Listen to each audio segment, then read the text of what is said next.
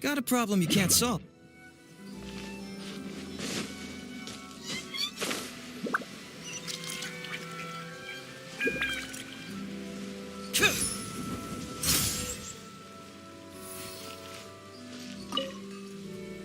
What if the Traveler is also unavailable?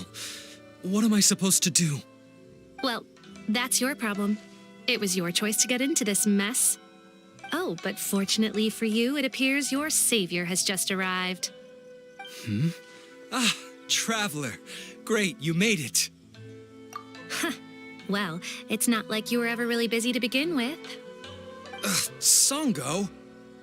Compared to the Traveler, you're the one who has too much free time. No, I'm very busy. I'm busy standing here. I have to stand here all day.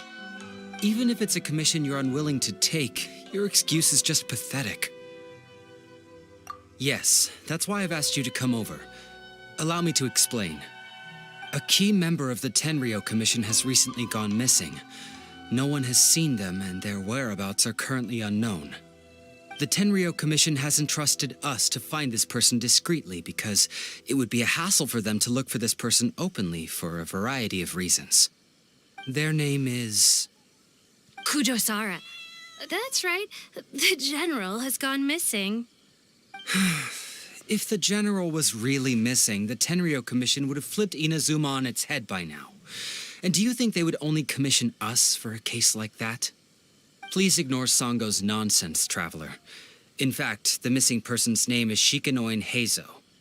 He works as a special detective at the police station. Although his rank is merely a doshin, he is quite competent and held in high regard by the police station. Do they think he's more competent than me? We get that you don't want to help Sango, but could you at least try not to make things more difficult here? Sorry, Traveler.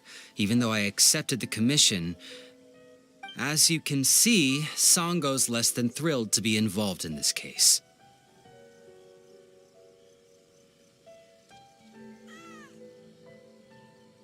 Nope, not even close.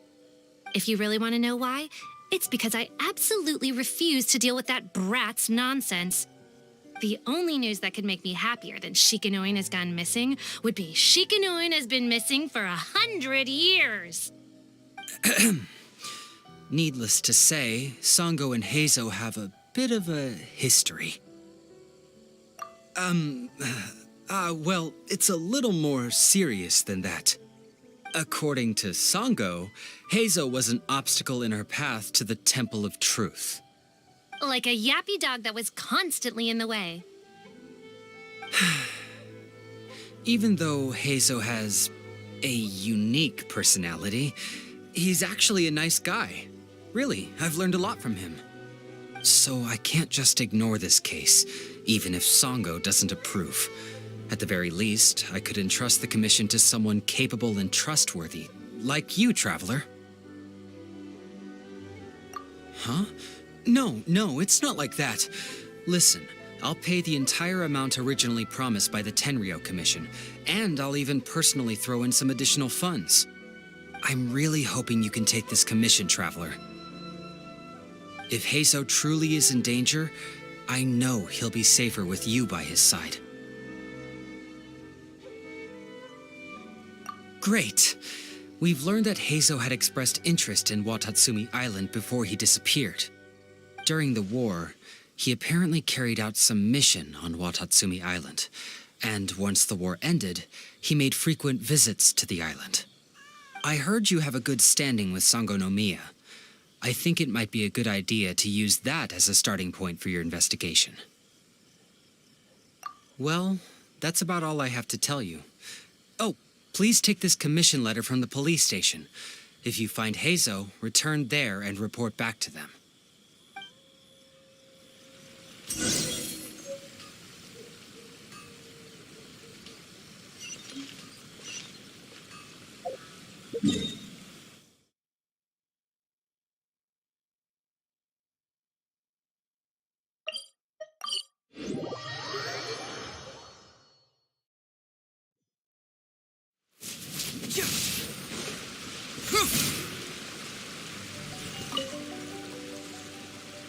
Oh, it's you, the captain of Swordfish 2? My name is Shibata. I'm in charge of the watch here. May I inquire as to what the captain needs?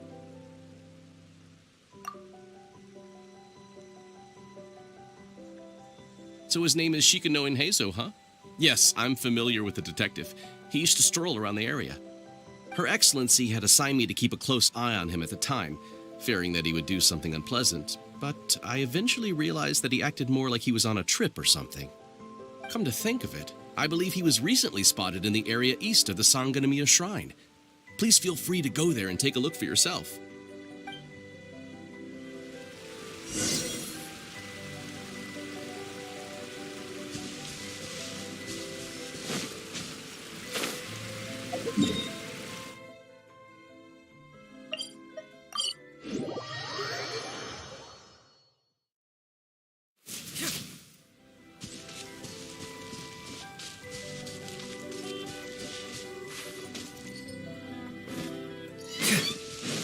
Come on, you guys. I'm nothing but a poor tourist with empty pockets. Please, you can just let me go. Just shut up and stay put.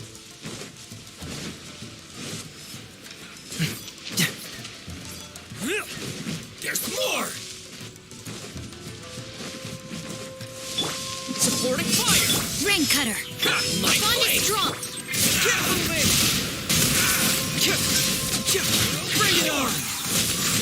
Very final hit!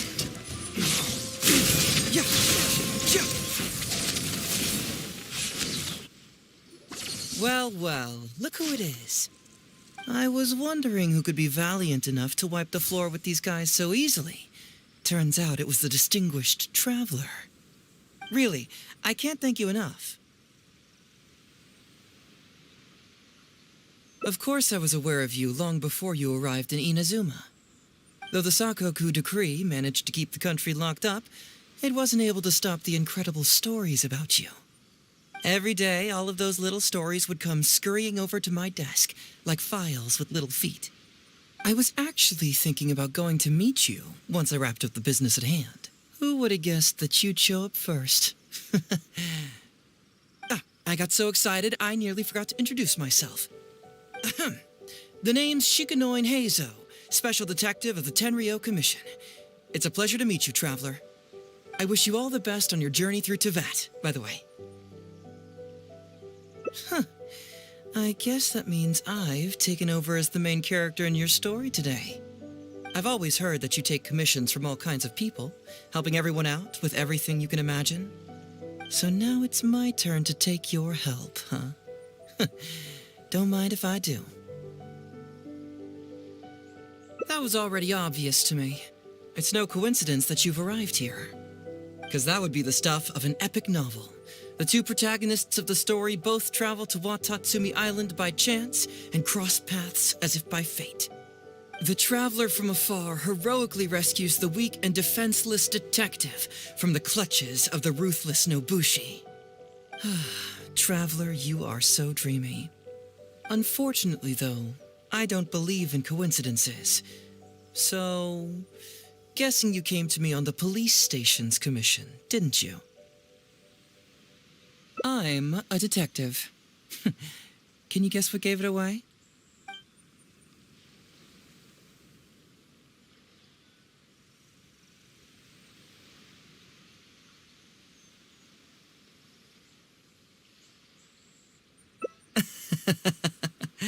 Sounds like you already have some ideas about the work of a detective.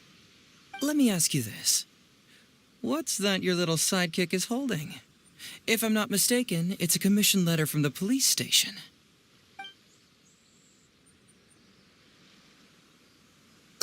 What?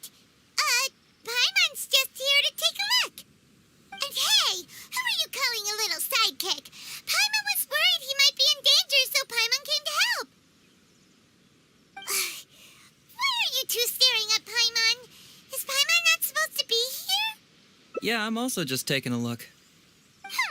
He can look, but you can't. Oh, come on. Don't be like that. After all, this is the first time I've seen a voice. I must admit, I'm most intrigued. Huh? Voice? What are you talking about? A vision is an external magical focus, right? Well, similarly, a voice is an external voice box. I've heard that the Traveler isn't very talkative, but given how chatty you are, you must be his voice, right? That sounds awful! Paimon's not somebody's voice! Paimon's emergency food! Wait! Paimon's so upset she can't think straight! Paimon is Paimon! How dare you give Paimon such a terrible nickname? We came here to rescue you, but you actually opened the cage yourself. You were only pretending to be captured by the Nobushi, weren't you? Pretty suspicious if you ask Paimon. Come out with it, mister. What kind of schemes are you up to? Sheesh. For someone who says they don't want to be a voice, you sure do talk a lot.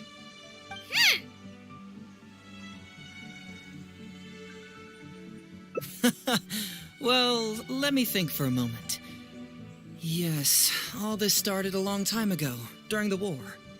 Kujo Takayuki, who was head of the Tenryo Commission at the time, had secretly asked me to investigate the military capabilities of Sangonomiya. But I had already grown tired of the guy for a while, so I simply treated the trip as a paid vacation. I had heard that Watatsumi Island is really beautiful. As for the mission, I thought I'd just come up with some random excuses or whatever when I reported back. But guess what? The first night I arrived on Watatsumi Island, I had a dream. The dream contained only one message, an echo resounding from the depths of the earth that kept ringing in my ears, saying,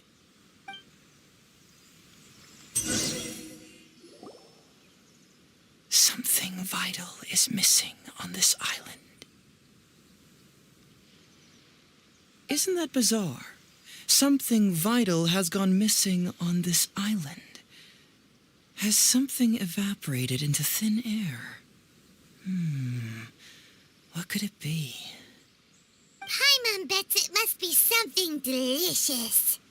You know, because the soil of Watatsumi Island can't grow crops. There's a shortage of food here. Oh, food, huh? How about you, Traveler? What do you think is missing?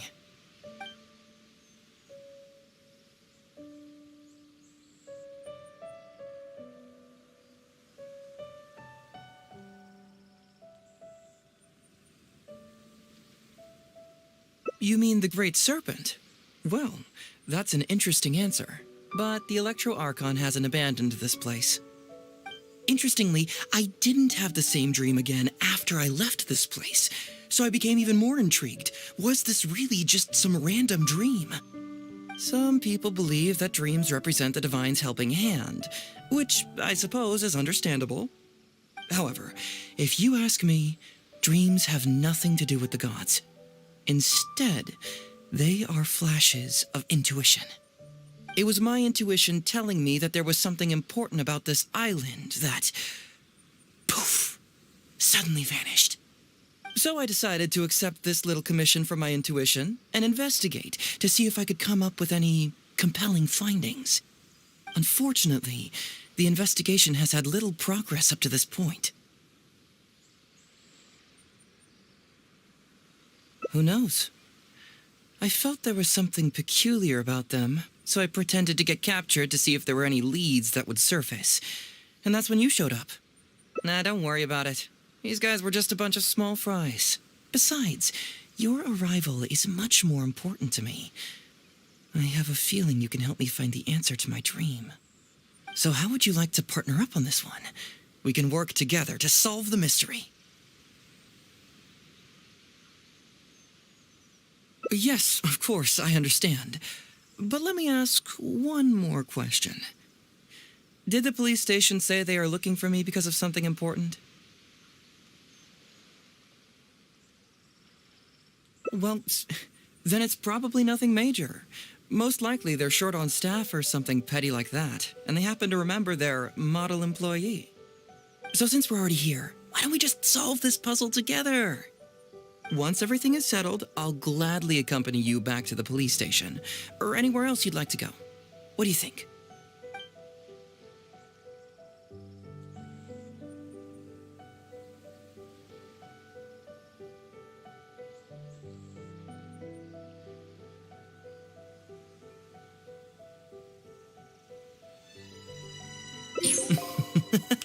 It's a deal then, partner. So, let's get started, shall we? First, we can search the camp for clues.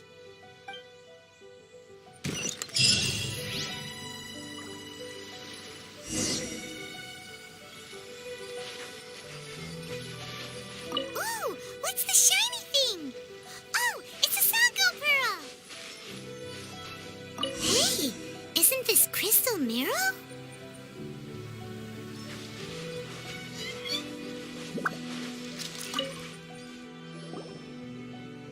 So, have you found anything? Yes, I've found pretty much the same. And there really are a lot. Aren't these all super expensive? Oh, these must be the valuable things that went missing from the island. That's it. The Nobushi must have stolen them all. I don't know if I'd go that far. The Nobushi would be very hard-pressed to find many opportunities to get their hands on commodities like these. Huh? What do you mean? Did the Nobushi gather all this themselves? No, that's unlikely. Crystal marrow is a rare material for crafting weapons, and Sango pearls are an even more precious commodity. Here's what I think. Due to Watatsumi's poor soil, the island's economy is quite fragile and heavily reliant on the trade of these special resources. So, it's absolutely vital that they keep them under lock and key and well out of the Nobushi's reach. Which means they got lucky with a huge batch like this. My guess is they ambushed a caravan. If we go ask around the Sangonomiya Shrine, we can find out if there have been any recent instances of caravans being plundered.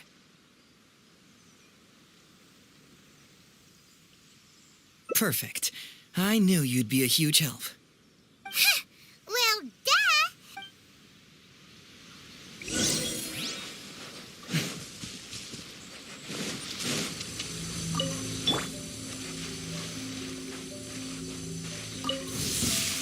Don't get too close! Here's back! Let me weave you up. Dissipate. Cyclone!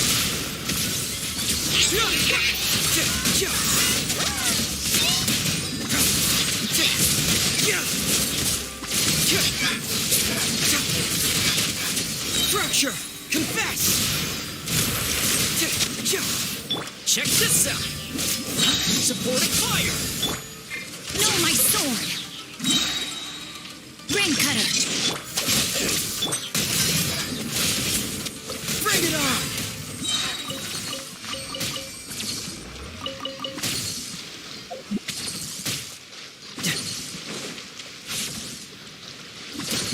Don't get too close! Here's backup! Stand with me. Keep moving!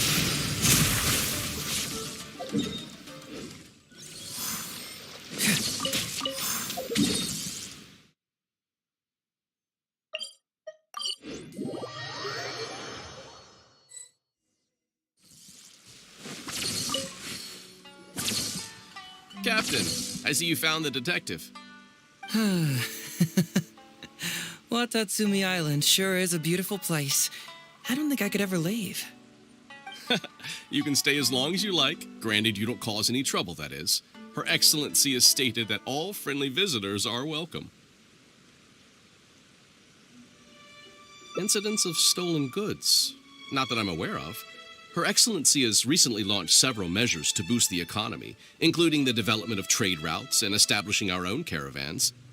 Troops have also been deployed to protect them, so it is only reasonable to assume that the current trade routes are already very safe. Any looting or theft would be practically unthinkable. That's strange. Then where did the Nobushi get those goods from? Huh? You mean you found goods of unknown origin?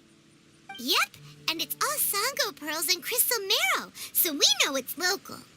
Could there have really been a theft that hasn't been reported? That shouldn't be the case. Well, perhaps you could go ask Todoroki. He's responsible for the caravans and is usually in the village at night preparing the goods. If something has happened, he should know about it. Great. Thank you for all the info. Let's go. Hey, traveler! It's been a while. I've missed you. Why didn't you inform me that you'd be coming over today? General Goro. You're dismissed, Shibata. You may go about your other duties while I catch up with the traveler. Yes, General Goro. I overheard you discussing a case of stolen goods. Is that right? That's right. We found a lot of Watatsumi's valuable products in a Nobushi camp.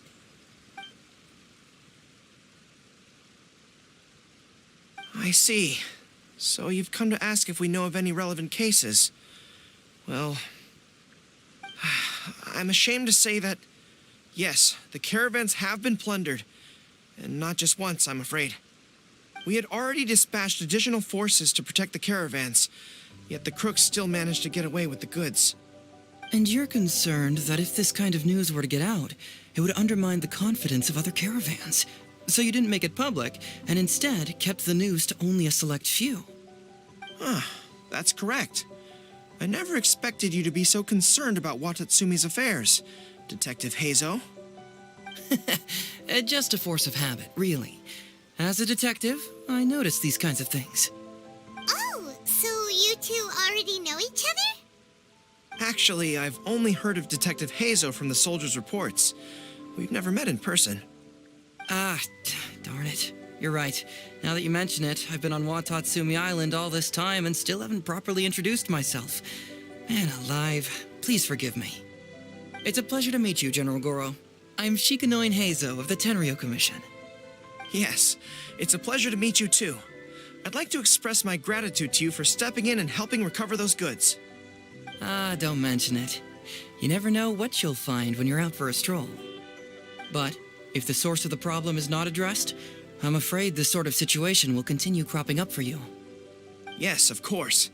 Not only have we reassured the affected caravans, but we also dispatched personnel to investigate the culprits. The reports indicated that the stolen goods were being delivered to a merchant of the International Trade Association named Godot. It all seems pretty unusual. We suspect that there are bigger players behind Godot, and that their target is none other than Watatsumi Island's valuable resources. But unfortunately, it would be difficult for us to investigate further, given that...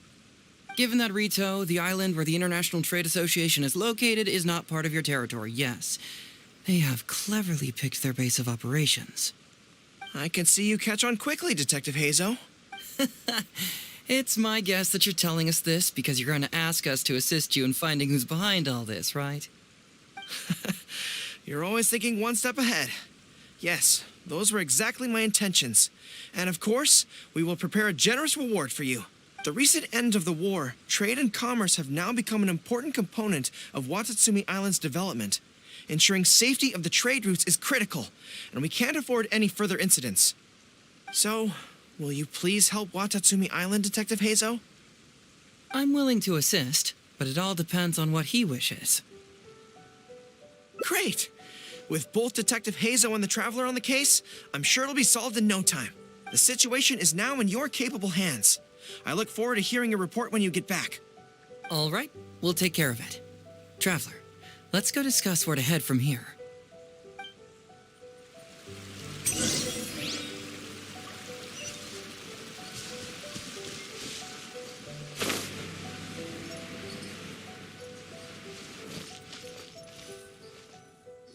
Hey, why are we talking way over here? Oh, you're not trying to get away from Goro so he can't overhear us, are you? Very perceptive. Seems even Paimon has her moments. Let me ask you, do you believe in intuition? Huh? Intuition? Where are you going with this? My intuition tells me that General Goro is lying. What? How could you say that? Although he did seem a little on the serious side today, but Goro's a good good people can be deceptive, too. After all, everyone has their secrets. Well, in my opinion, the timing of his appearance was a little too coincidental. Sangonomiya's soldiers have been keeping an eye on me for the entire time I've been on Watatsumi Island, yet I had never seen General Goro even once. But today he came out and met with us, and even commissioned us to investigate a case. Maybe that's because the traveler is here today, and Goro thinks he's more capable. Really? Huh. Then that makes things even more peculiar. If there are powerful players behind this case, and he needs to draw upon external support, then he should have taken action sooner rather than wait until today. A more plausible explanation is that the items we discovered are linked with some unspeakable secret, and he had to intervene to prevent us from digging any deeper. Then he put up a smokescreen to mislead us. I surmise that investigating the merchant Godot on Rito will yield no results. Whoa, are you serious? But this is all just a hunch you have, right? Actually, there is another key factor behind my reasoning. Though you may not believe me, I sense something special about Goro. Something special? Yes. Whatever is missing on this island, I sense it in him. Whoa! Hold it right there! Are you saying Goro's a thief? As in he took something valuable? It's not that simple. I can't fully explain it. It's just my intuition. Sure, I trust your judgment, but perhaps you're overlooking someone else, the true leader here.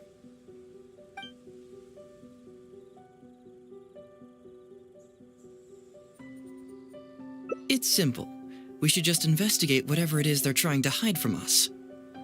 And what were we planning to do just before Goro showed up? We were going to talk to the leader of the caravans. Someone named Todoroki. Bingo. There's no time to lose. Let's go talk to this Todoroki.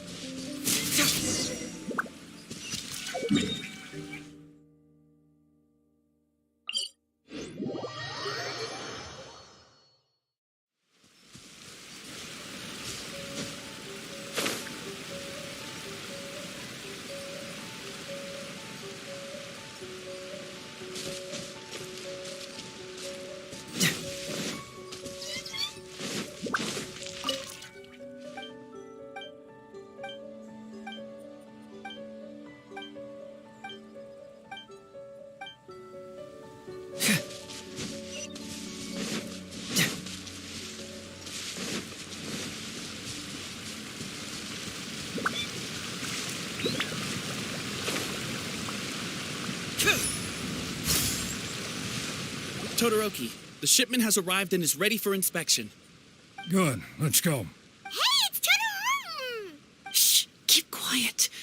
Let's follow him and see where he leads us.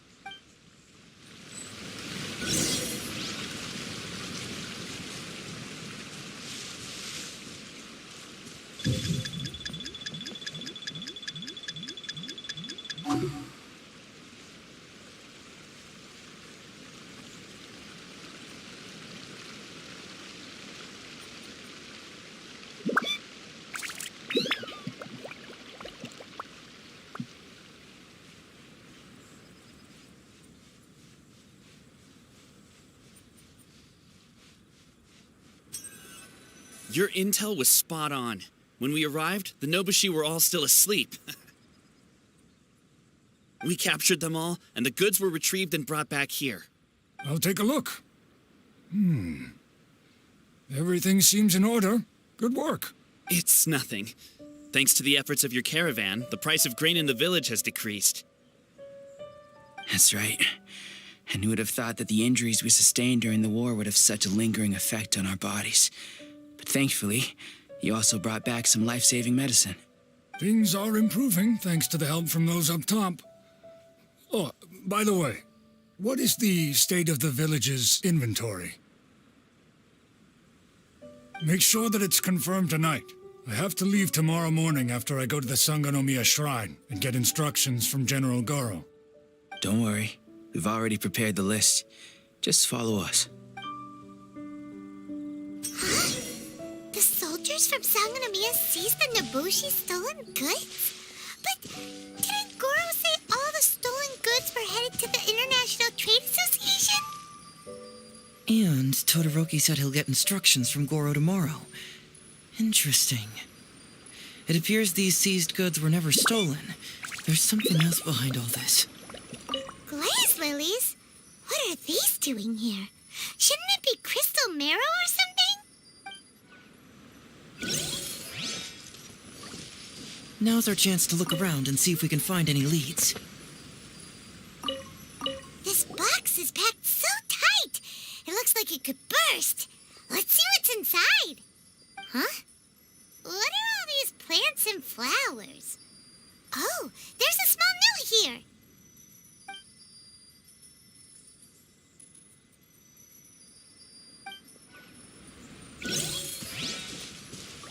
Whoa! Qingxian? Paimon was expecting to find Sango pearls.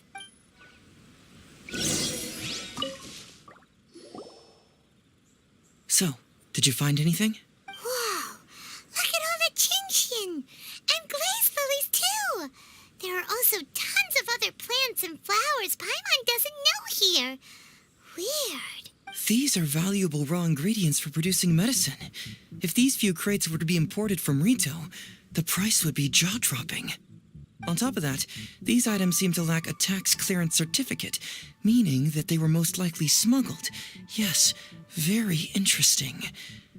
Now, where did the Nobushi get these goods? How about you? Did you find anything else? Foreign Trade Association? I've never heard of such an organization in Rito. And if it's regarding foreign trade, then smuggling is an even more likely... All right. In which case, I have a rough hypothesis. First, we... Huh? Who goes there? Oh no! We've been spotted! Huh? Wait, Captain? Is that you? Oh, so it's you, Captain. You had me worried there. We almost mistook you for bandits. Captain, do you remember us? During the war, I was in the field hospital with Masashi. Teppei brought you to see us and helped find medicine for us. Hey, come on now. The captain wouldn't forget. I gotta tell you, Captain, we all miss you. We haven't seen you ever since the end of the war. When we heard that you were coming here, we just assumed you were only going to see General Goro and Her Excellency. The guys are all really hoping to see you. We're fine. You don't have to worry about us, Captain. No, you're not fine. Captain, you may not be aware, but Masashi previously fainted on the front lines. The doctor thought that it might be a neurological condition caused by overstimulated emotions. It's pretty serious. According to the doctor, if it hadn't been for the medication he's been taking, he would have developed dementia. And that was assuming the best case scenario. You're one to talk. Don't forget why I fainted in the first place. It's because I heard that you got yourself killed by an arrow. I couldn't handle all the emotion. Later, I found out that he'd been shot in the buttocks, and it was only a mild injury. I had an emotional breakdown for nothing. What do you mean for nothing? I got shot not by one, but 2 arrows in a row. The first arrow was to the left cheek, and the second arrow was also to the left. And because the arrows were poisonous, the wound still hasn't completely healed yet. I have to apply ointment every day, and I'm constantly worried it might reopen while I sleep. Look on the bright side. At least we're still alive. Yeah, I suppose you're right. But enough about us. What brings you here, Captain? These goods were all seized from the hands of Nobushi and treasure hoarders. Todoroki was the one who provided us with the intel. He mentioned there were bandits here and there, so we went and took care of them while also confiscating the goods. By the way, Captain, you still haven't met Todoroki, have you? He's the one we're working for now. Her Excellency recently announced plans to stimulate the economy and created the caravans, with Todoroki at the helm. Yeah, he's proven to be quite capable. Even though he was just a farmer before, he's now successfully running the caravans. And his two sons were also our brothers in arms. Both received a special medal of honor from General Goro, which is quite remarkable, don't you think?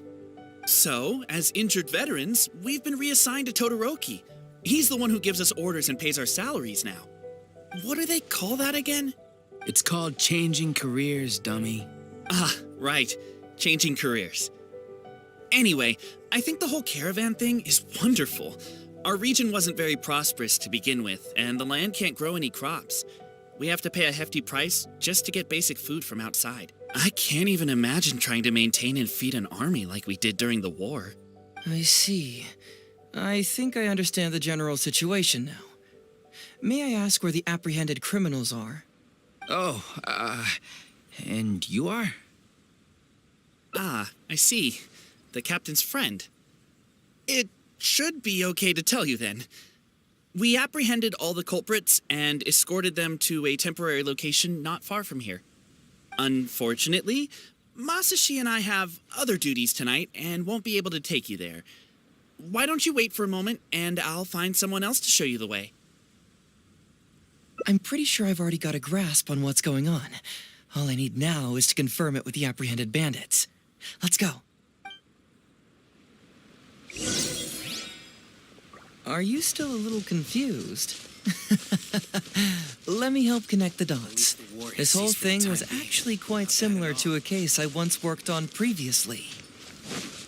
It was a case involving the trade of prohibited items, and they employed an old trick to execute the deal. The culprit would first go strolling down the street until they knocked over a pedestrian on purpose. Sir, please forgive us, sir. We are nothing more than petty thieves. Sir, what do I look like? A commissioner? Does my friend here look like a commissioner to you? Officer! First, I'm gonna need to ask you a few questions. Sure. Go ahead, ask anything. The soldiers discovered many valuable goods in your camp. The goods don't appear to be from around here, so the question is, where did they come from? Oh, the goods? Right, we picked them up at the beach. You picked them up.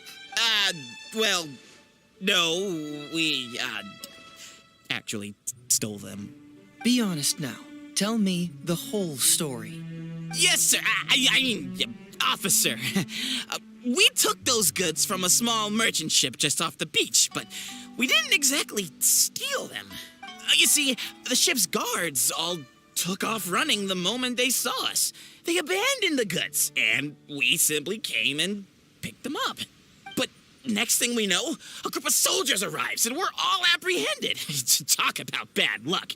We didn't even have a chance to stash away the goods before we got caught. You say that the merchant ship's guards fled without putting up a fight. You expect me to believe that? We just assumed they were scared witless and didn't have the guts to fight. I'm not bragging or anything, but our boss is pretty intimidating. With his massive muscle and strength, he could scare anyone. You really expect us to believe all this? No, you gotta believe me. Just the other day, we scared off an entire squad of soldiers. When they noticed us, they went running and dropped their goods. I swear. I still remember seeing tons of Sango pearls and crystal marrow in that load. All nice and shiny, too. Ooh, it was amazing. Unfortunately, a bunch of pirates came later and snatched those goods. It just happened that our boss had diarrhea that day and couldn't hold off the pirates. This luck of ours. Wait a tick. Pirates? Yep, no doubt about it. They came on a massive ship, and their captain was a pretty lady with an eye patch. We had no idea how powerful she was. It was like boom, boom, thud. Only took 3 hits before she knocked out the boss. A pretty lady with an eye patch? Oh, Does this description remind you of someone, Paimon? No! Doesn't remind Paimon of anyone. Okay. And how about you? Really? Okay, I'll take that as a no, then. It appears that the situation is just as I suspected. Todoroki is striking a shady deal with a group of pirates, while General Goro appears to be assisting with the cover-up. What? How could that be? Todoroki said that he'd be going to Sangonomiya early tomorrow morning to get Goro's instructions before the caravan leaves. Now is the time to address any doubts you may have. Tomorrow morning will be our moment to confront them. Hopefully, my final question will be answered then as well. The question of what important thing this island is missing. I can feel some connection to the question in Goro, Todoroki, and even to Kuda and Masashi. Hopefully, we'll finally have an answer tomorrow. Let's get some rest. I'll see you at Sangonomiya tomorrow morning.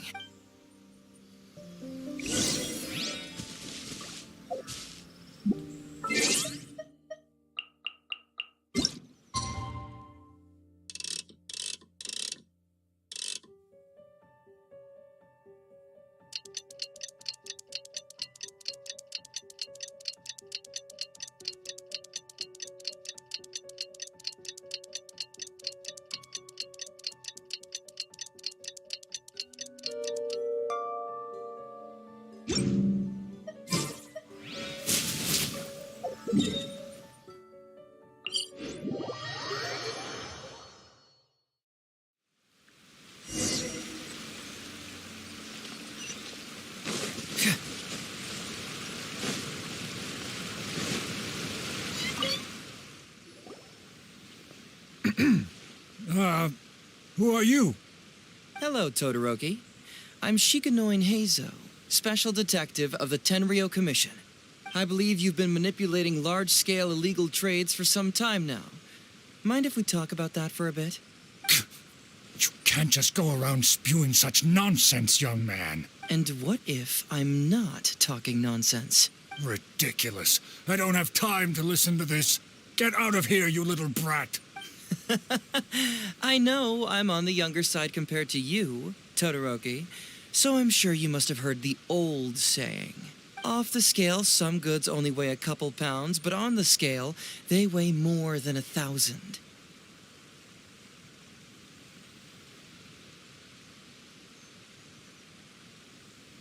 So the question is, do you want to put your goods on the scale or not? What are you trying to say? Well, nothing. All I want to hear is you personally confirming what we already know to be the truth. Masashi! Tokuda! Arrest these people! Huh? Todoroki, what's wrong? Who dares to cause trouble at Sangonomiya Shrine? Huh? Wait, it's Captain? What are you doing? These crooks are trying to pry into the secrets of Watatsumi. We mustn't let them go. But, no. There must be some kind of misunderstanding. Todoroki, this is the captain of Swordfish 2, one of our own. It doesn't matter who they are. Remember what General Goro told you? A long-term goal of Watatsumi is to revive its trade and commerce. And since you have been assigned to work with me, it's my orders that count around here. I don't care if they were your captain. Would you dare disobey orders?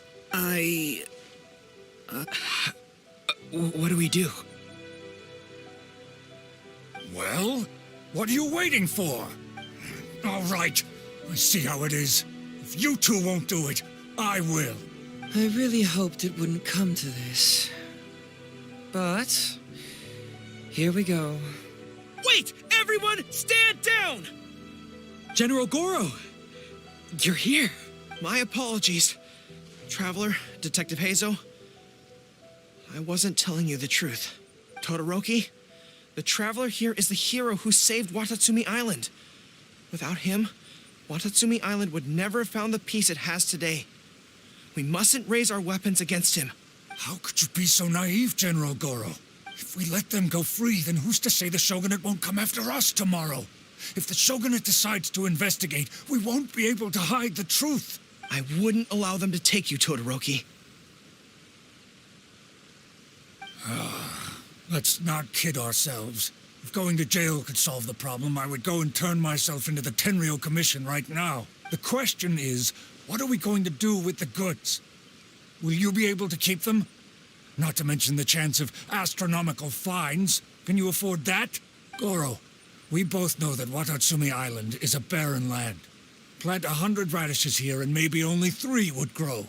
And those 3 combined would still be smaller than just 1 carrot imported from elsewhere.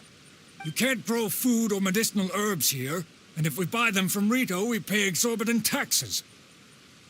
My eldest son died fighting on the battlefield. But do you know how my second son died? He died because there was no medicine to treat him. You awarded both of them medals of honor. But did that save their lives? Can medals heal Tokuda and Masashi's wounds? No. It was the medicine that I got that saved their lives. If we detain them today, the Shogunate will never know what we've done. Besides, we're only a few months away now. We will set them free once the new bill is passed in just a few months, and everything will be okay. None of what happened here will be mentioned again, and life on Watatsumi Island will continue to improve. I understand, Todoroki, but they won't... I can trust the Traveler won't, but the detective here is a Tenryo Commission officer. Forget it. It's a new commodity tax bill currently being drafted by the Kanjo Commission. The bill exempts taxes on goods that are in short supply on Watatsumi Island. Once the bill is introduced, we'll be able to buy commodities that we need from regular marketplaces. Oh, I see. Man alive. I wish I had known sooner. In that case, how about we put your fears at ease and I'll stick around here a little longer. You know, until the bill is introduced. Detective Heizou, are you saying that... You mean you're willing to stay here, young man? Come on, you two. What's with the strange looks? You've been keeping me under close surveillance, haven't you? Surely you must have noticed that aside from being a detective, I'm also an ordinary tourist who likes to enjoy good scenery. I believe that after the new commodity bill is passed, there will be more and more traffic between the two sides, and more people will be coming to visit Watatsumi Island. I have to take the opportunity now and enjoy this place while I still have it all to myself. Before long, tourists will start pouring in. Thank you, Detective Heizou. On behalf of the people of Watatsumi. My pleasure. But one good turn deserves another, does it not? Oh, you mean there's something you wish to request? I suppose you could say I'm from the Shogunate, but the traveler next to me isn't. As far as I know, he's planning to visit other nations soon, and it is unclear if he will return to Narukami Island or not. Therefore, there's no need to limit his freedom, right? I'm sure no one else will hear of what happened today. Am I right, traveler?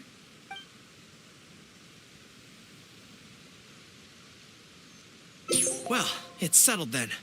He will always be an important partner to Watatsumi, and I would never dream of limiting his freedom. So please, don't worry, Detective Heizou. I'll hold you to that. But if I ever find out you've lied to me again, there's a chance I'll lose my cool. I'm sorry for not telling you the truth earlier. It's a serious matter, and I didn't want outside parties to become involved. But today, I realized my poor judgment. How could I possibly hide anything from Detective Heizou and the Traveler? I'm glad you understand now.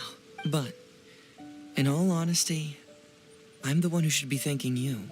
It's because of you that I was finally able to reach an answer. After all, nothing makes a detective happier than putting a case to rest. I understand now. You really are an interesting person, Detective Heizou. No, I'm afraid you don't quite get what I mean. I'm sorry? Wait! Paimon gets this one! It's the answer to your question, right? The one about the thing you sensed coming from Goro and the others. Now you figured it out! What? The thing you sensed coming from me? But I always have excellent personal hygiene. No, not like that! Hey, traveler, could I talk to you for a moment? Besides, I haven't had a chance to thank you yet.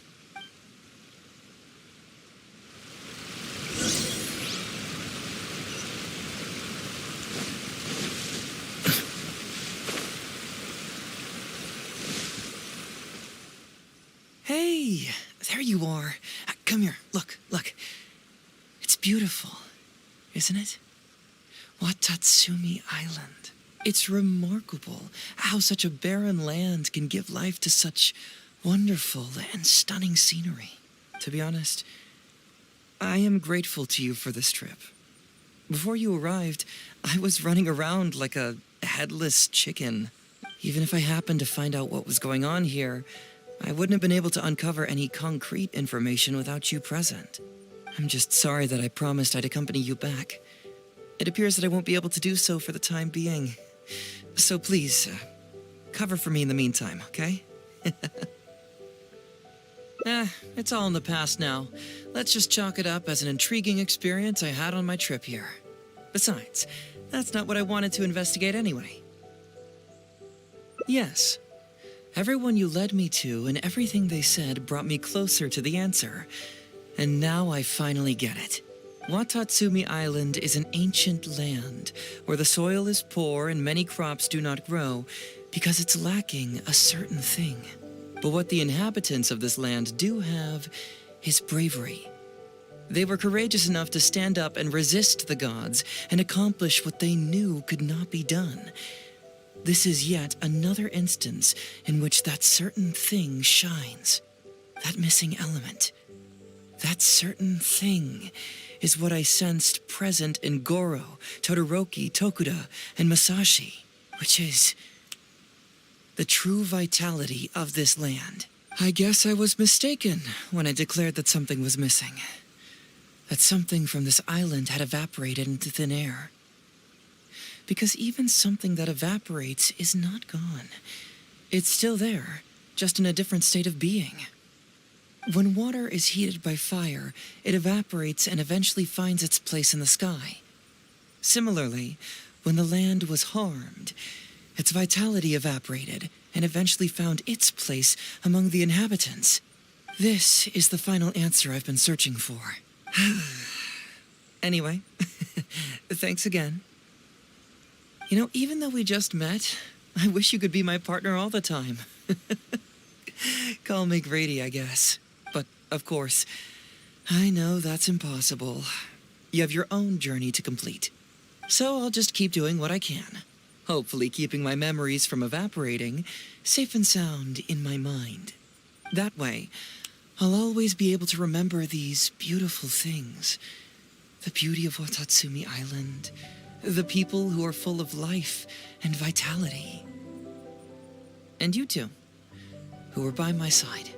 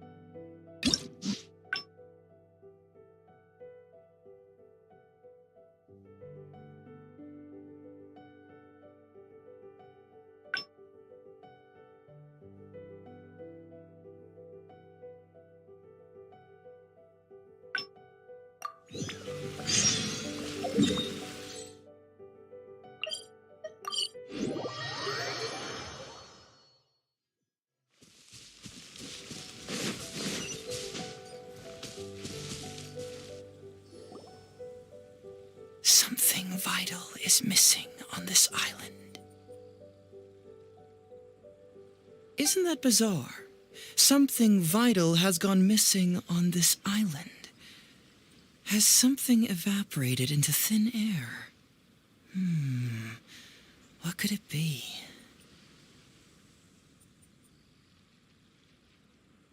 Paimon bets it must be something delicious. You know, because the soil of Watatsumi Island can't grow crops. There's a shortage of food here. Oh, food, huh?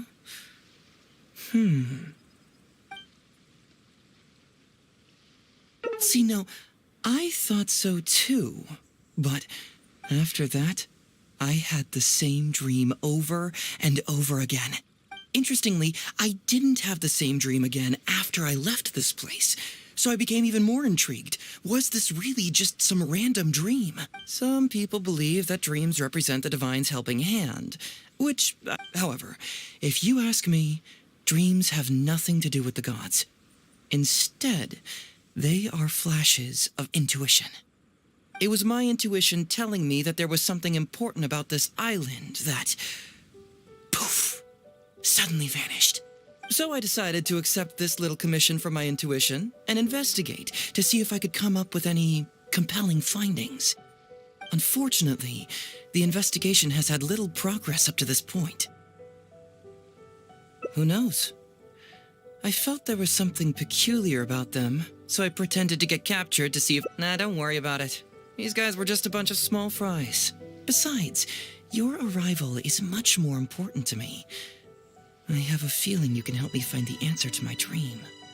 So how would you like to partner up on this one? Yes, of course, I understand. But let me ask one more question. Did the police station say they are looking for me because of something important? Well, then it's probably nothing major.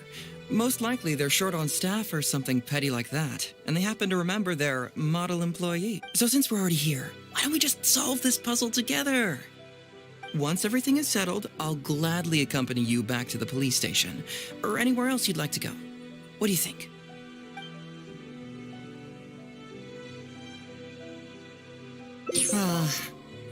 What a sterling example of dedication.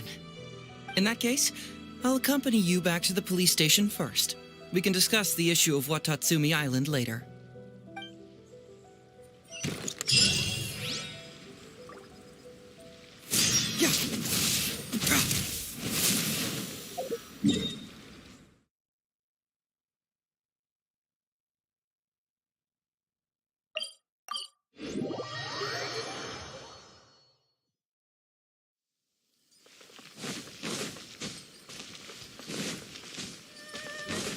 Ad Astra. Thank you for complete.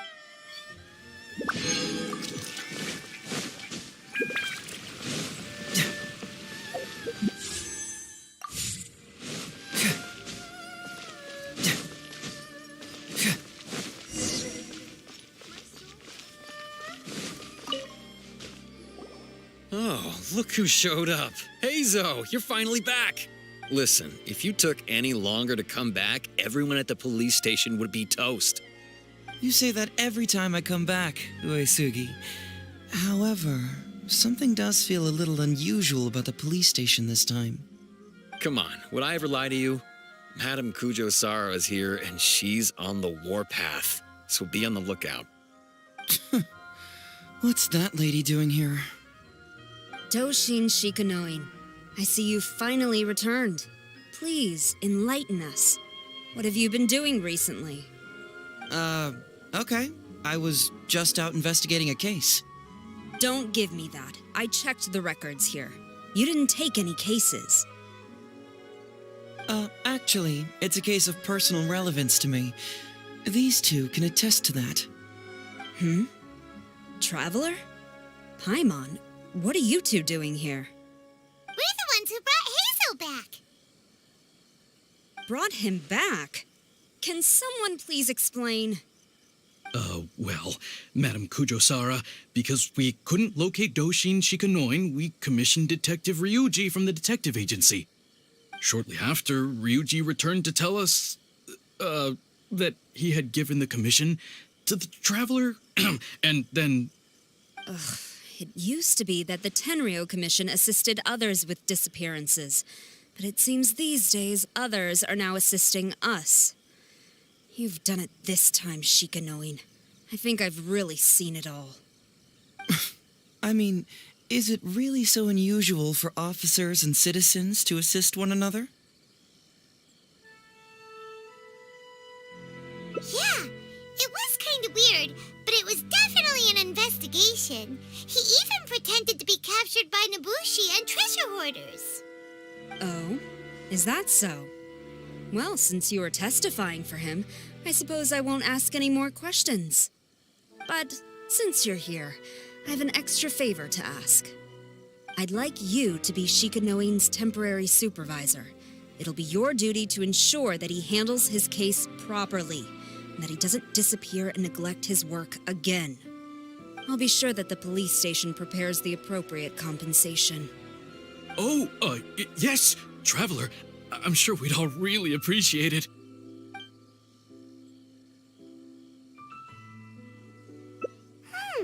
Hazel seems to be happy with the idea.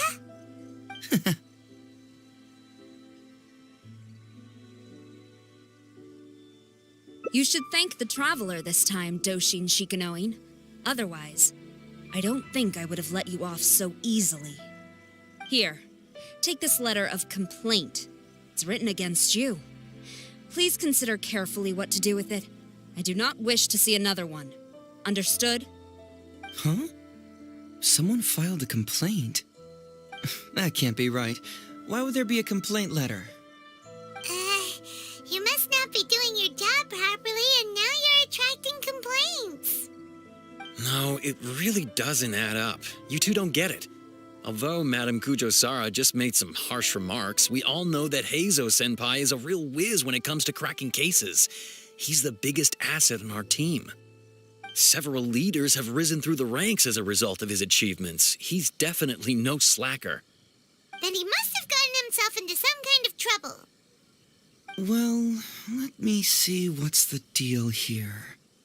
Oh, and since you agreed to be my temporary supervisor, you'll find the desk where new case files are kept right over there. Would you mind helping me check what cases I need to deal with? Of course, but first I have to confirm what's going on, and whether or not the letter's legit. Please, have a look at the case files first.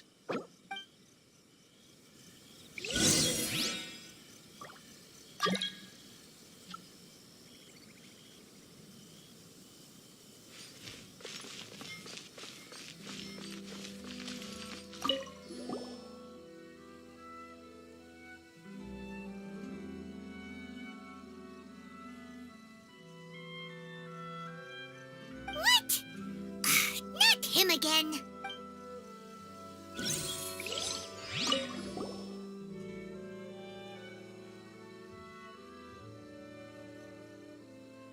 Who would give a dog such a strange...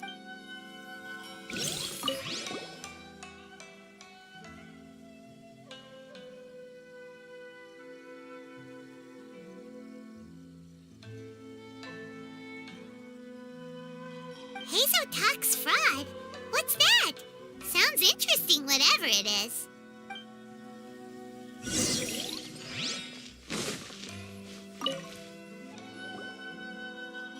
So, have you gone through the case files? Is there anything that caught your eye?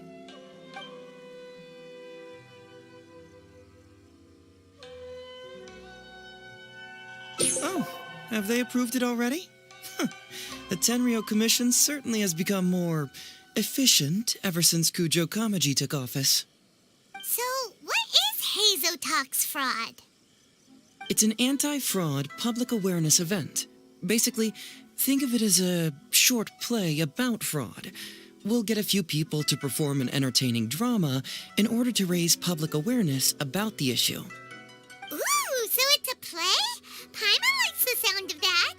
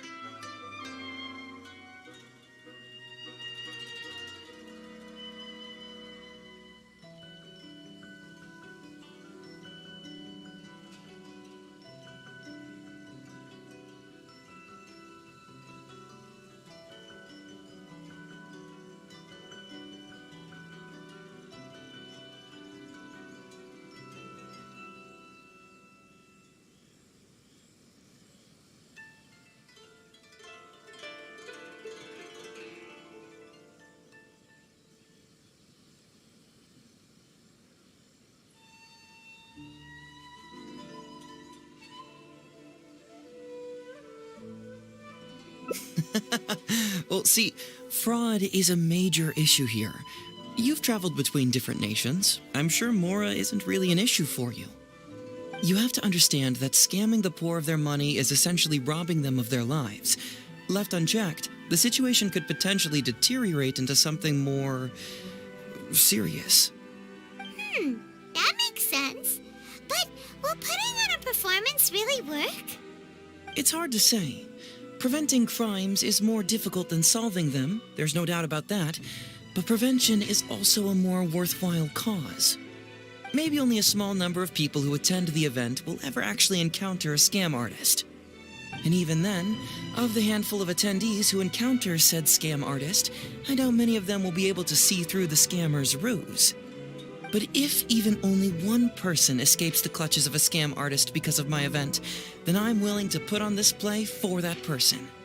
All right, count us in. Today we are the anti-fraud messengers. Great. First, we need 3 actors, 2 to play the scam artists and 1 to play the victim. I already have a couple candidates in mind for the roles of the scam artists, so come with me to the Grand Narukami Shrine.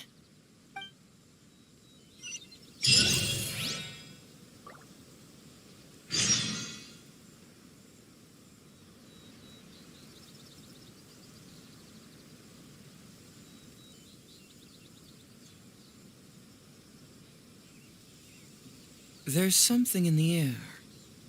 Something that tells me a new case is brewing. Have we really run out of exciting cases? Pray that today is safe as always and nothing eventful happens.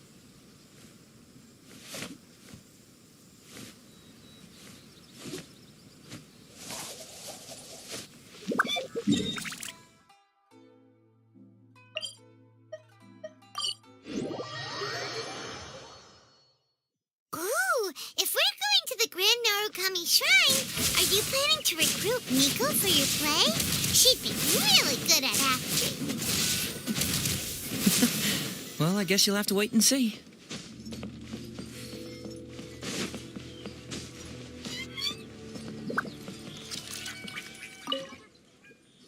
Heizou, what are you doing here, you little brat?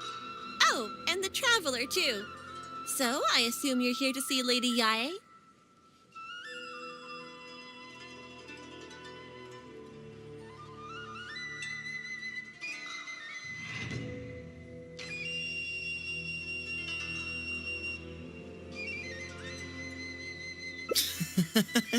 Hey, come on, cuz. Maybe I'm just here to see you.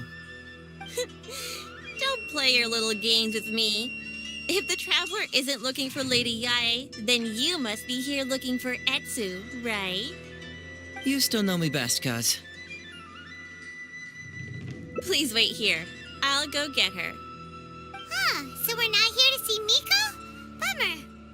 I'm flattered, but even if I wanted to, do you really think I could convince Lady Yae to join a little event like mine? Get the traveler to ask her next time. He can do it. Well, hello, Detective Heizou. It's been so long since you last came to see me. You know, it's cruel to keep a girl waiting. Hey, community service isn't all bad, is it? I'm sure it's better than prison, at least. That's right. I was careless and found myself caught up in a case of fraud. Detective Heizou arrested me, and I was sentenced to prison. For the record, I'm not the one who technically arrested you. Oh, come now, Detective Heizou. Don't pretend like you don't remember the part you played. You have a cold heart, Detective. Colder than an icicle in the middle of winter. How would those Doshin have nabbed me if you hadn't provided evidence of my involvement and whereabouts, They were so bland and functional. Not like you, Detective. When you took me down, you knew exactly what you were doing. So, how did you end up here at the shrine? I'm here doing community service, of course. After all the information Detective Heizou managed to squeeze out of me, he promised to help secure a reduced sentence from the court. But in the end, they hardly reduced my sentence at all. Even after serving a lengthy prison term, I am still required to perform community service. I have to spend the entire day sweeping leaves or wiping floors. Just look at what the work has done to my soft and delicate hands. So, don't believe a word that comes out of his mouth. I helped you get community service because you were credited with assisting the investigation. But if you find it too exhausting, I can always send you back to prison again. Oh, come on, Detective Heizou. Now you're just toying with me. Don't give me that. Listen, I'd like to invite you to the anti-fraud event I mentioned last time. It's tomorrow night, and you'll be a VIP guest. Let's see. Appearing in the event would be equivalent to, 5 days of community service? How does that sound? Only 5 days? That's hardly anything. 5 days not enough? Okay. How about 4 days? Hey! That's a day less than what you just promised me, Detective Heizou. Oh, my mistake. 3 days. All right, I'll go. Just stop playing with my heart. And may I ask, will they also be coming as a guest tomorrow night?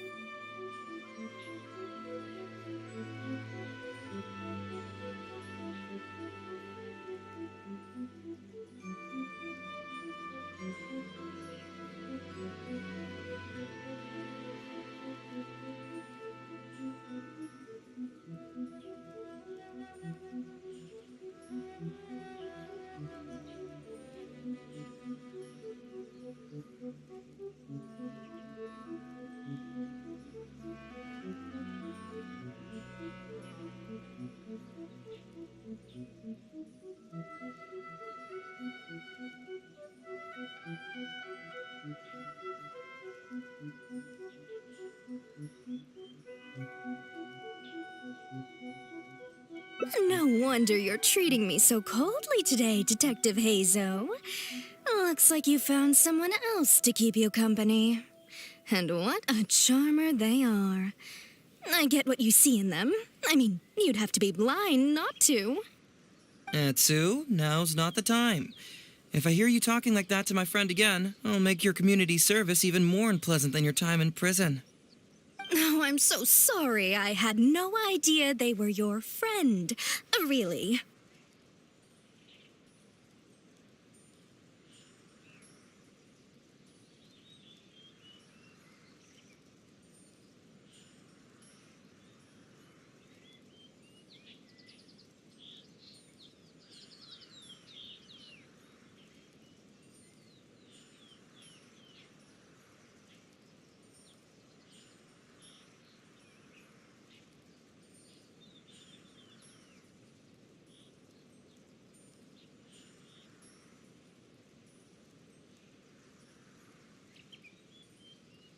Well, now you do. Just be sure you're ready tomorrow. I'll send you the location, time of the event, and the script, so don't be late. All right, on to our next candidate. He should be in town right about now.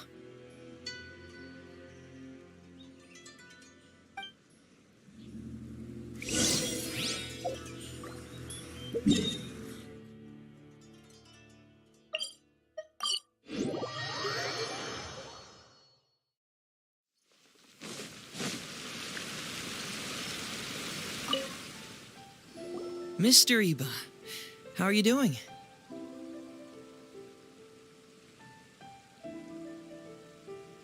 Oh, well, if it isn't Heizou. Thanks to you, I haven't kicked the bucket yet.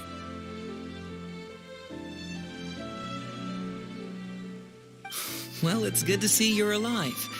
And well. All right, out with it. I know you wouldn't come see me for nothing. I see you're still sharp as ever, Mr. Iba. Look, have you had a chance to think about that anti-fraud event I mentioned to you last time? You can forget it. I'm pushing 71 this year. You think I want to make a fool of myself? Are you sure? You know, this event is very well funded. And now that the Sakoku decree has been repealed, I heard that your granddaughter Kazumi wants to take the chance to travel. If you participate, she can go without worrying about money at all. Huh? How did you know?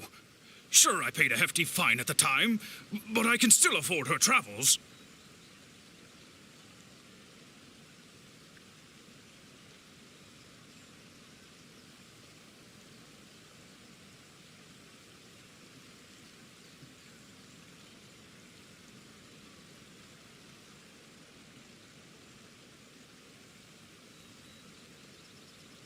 You're Heizou's colleague, aren't you? How haven't you heard about this? Well, it just so happens that Mr. Iba was a well-known figure in Inazuma back in the day. His Iba Trading Guild was even bigger than the current International Trade Association. Don't bring it up again. If I hadn't been misled by that foreign merchant, I never would have become a commercial scammer. Fortunately, young Heizou here has some respect for the elderly and applied for a probationary sentence. Otherwise, I don't think I would have ever seen the light of day again.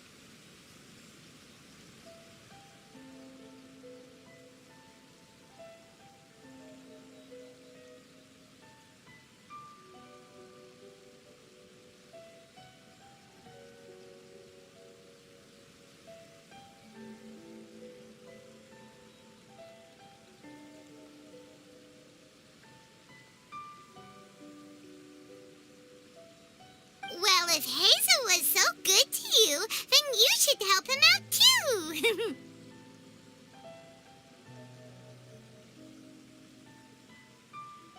too.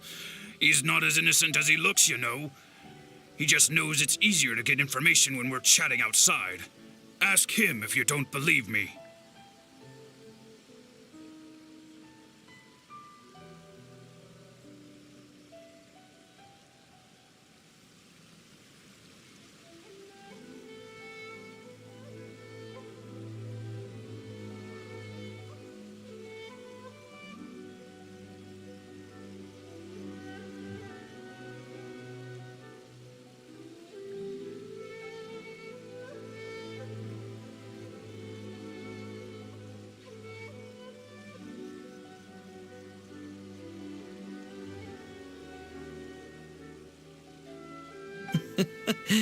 Those are some pretty harsh words, Mr. Eva.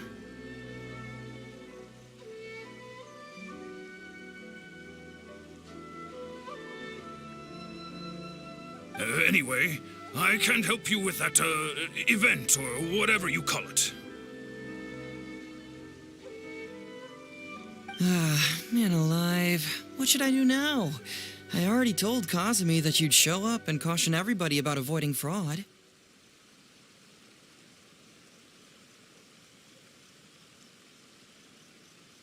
I'm sure it'd be beneficial for everyone, and Kazumi even agreed to come and listen. How can I explain to her that you were too worried about being embarrassed? She might even think that you feel no remorse at all. You imbecile! You should have told me about this first. Come on now. How could I have known that you'd refuse to participate? Why, you sure are a crafty one, just like your father. So you'll join us? What choice do I have? Using my granddaughter to force me into some event. People these days. The world needs you to step up. I will send the time and place of the event as well as the script, so don't forget to prepare. All right, very well. Well then, now we only need to find the last person to play the role of the fooled victim. We don't want someone too clever for this role, otherwise they'd see right through this ruse and the drama would come to a grinding halt. Not too clever. Oh, Paimon knows the perfect candidate. Oh yeah, I know that guy. I've seen him in the police station a handful of times, though I've never actually spoken to him before. Do you know where we can find him?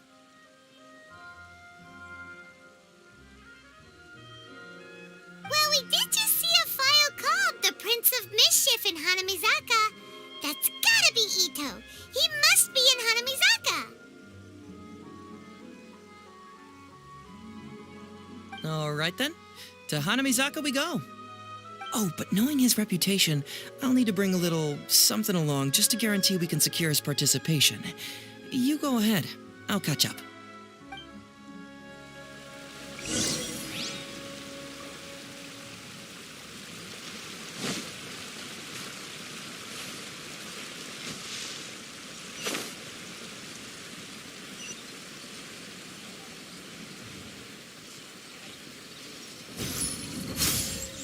Please speak to President Sung.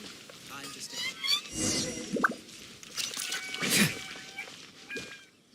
How about that, kiddo? My little Prince of Mischief's got some moves, huh? Guess that means your Onikabuto is now my Onikabuto. Ito, what are you up to? Huh? Oh, Paimon, my compadre. This is a nice surprise. What brings you out this way?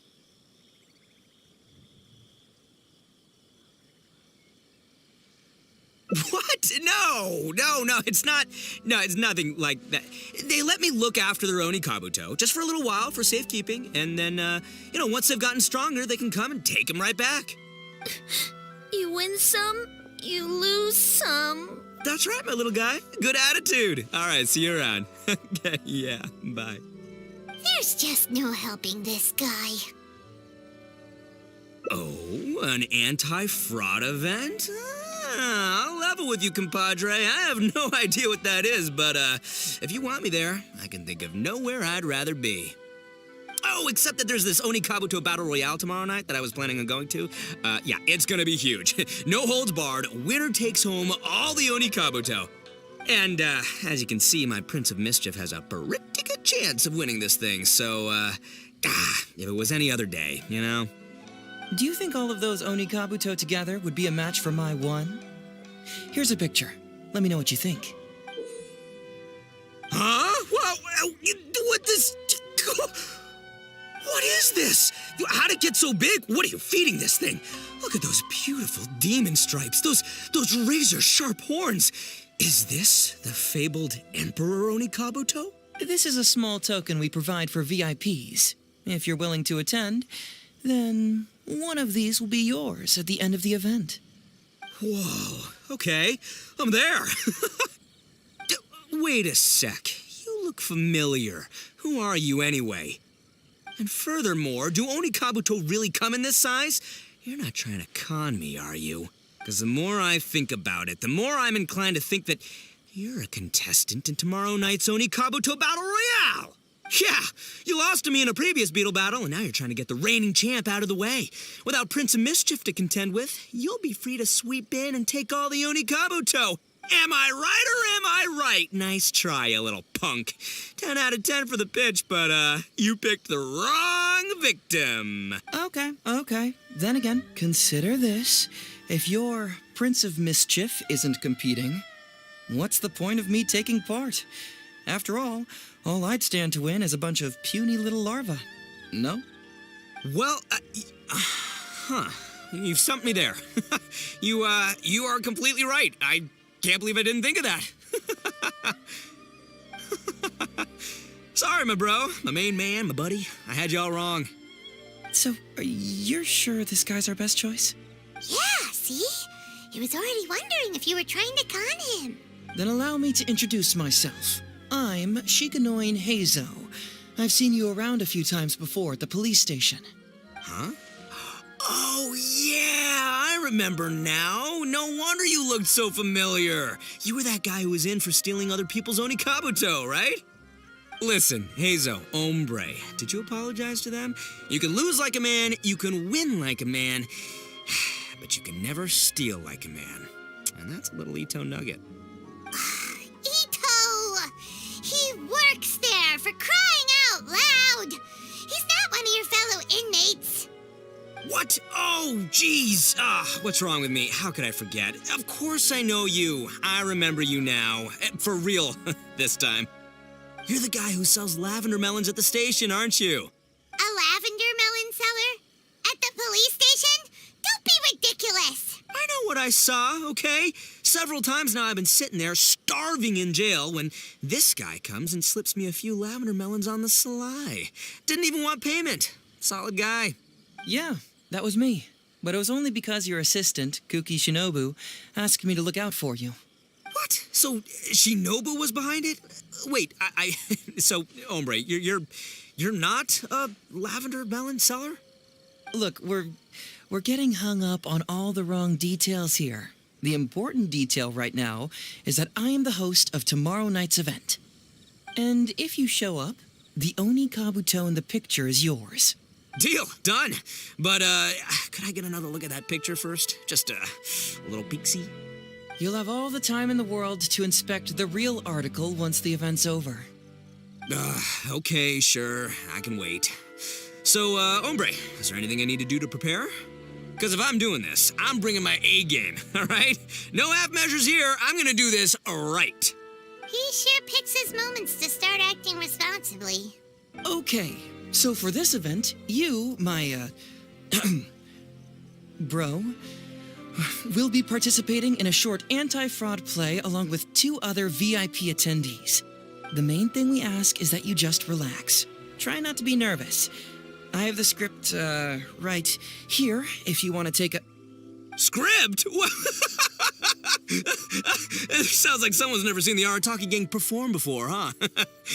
Don't you worry, hombre. The Arataki Gang is a little beyond the need for scripts. You'll see, this Oni Kabuto will be well worth your investment.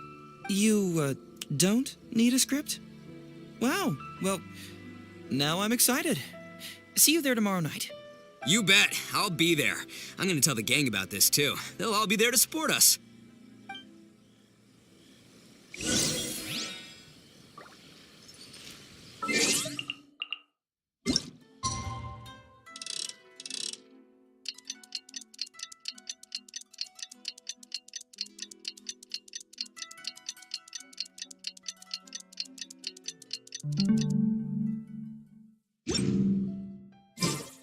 Doing detective work means you gotta walk the walk. No, I mean literally. I need to search high and low for evidence.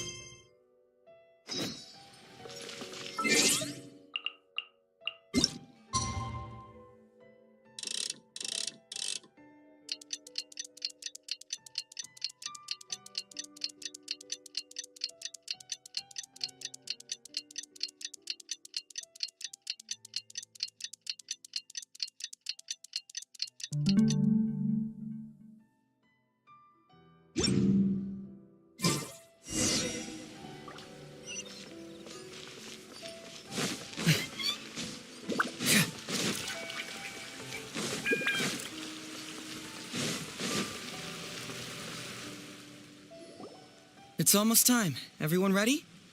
All right, then let's get this show started.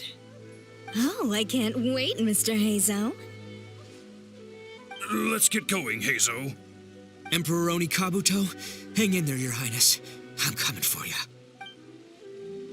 It takes years to make a fortune, but only a moment to lose it all to a scam artist. Welcome to the first Heizou Talks Fraud. I am your eponymous host, Heizou.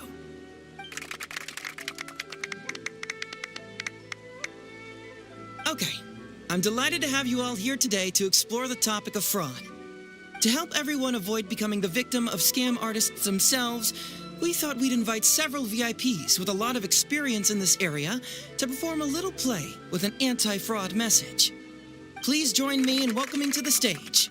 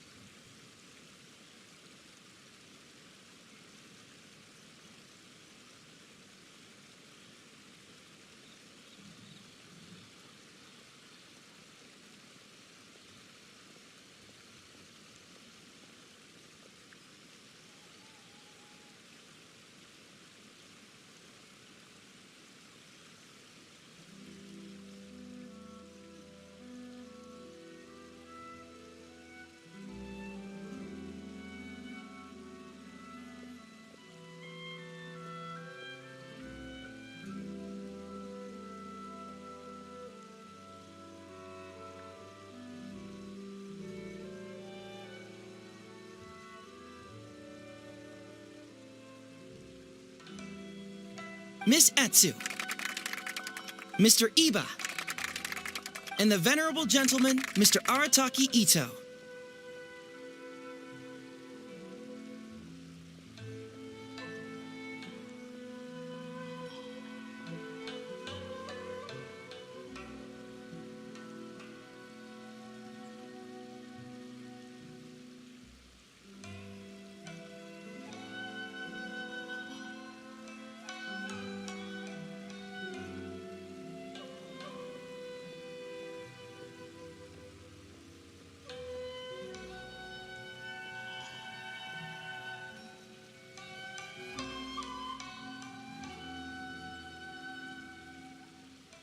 Without further ado, let the show begin.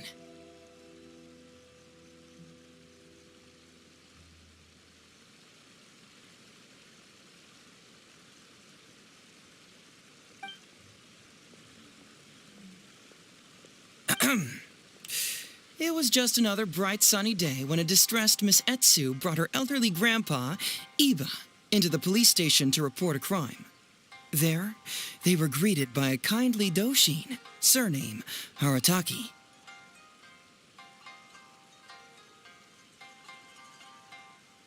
Doshin Arataki, please help us!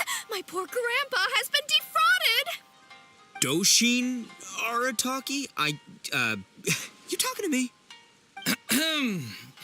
Perhaps for want of familiarity with the script, a confused look creeps over Doshin Arataki's face, and he asks himself that age-old question.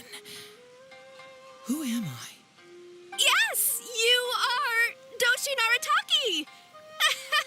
You're Doshin Arataki! Oh, so I'm in the play. Right, yeah. Okay, got it. I'm a Doshin, of course. Okay, I got this. Ma'am, can you tell who it was that defrauded your grandfather? Rest assured, the Tenryo Commission and I are here to bring them to justice. I don't know. It was too late when I found out. They took all of my grandpa's money, and all they left was this note. Doshin Arataki frowns as he realizes this is more complicated than he thought. He takes the note in his hand and reads it out loud. I am the Raiden Shogun. I am currently being held hostage by the Crux fleet and urgently need 200,000 mora to secure my release. Please place the ransom mora on the north coast of the deserted island. When all of this is over, I will promote you to General of the Tenryo Commission. It's the almighty Shogun. We cannot let Her Excellency come to harm. But this is a scam, surely. I mean, 200,000 mora? Kinda lowballing it for the Electro Archon, don't you think?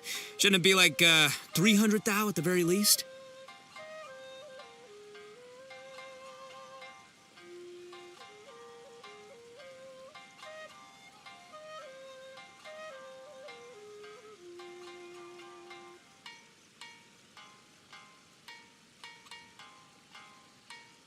Well, I sure thought so, but Grandpa's already parted with the money. Well, then we gotta get it back. Is there still time?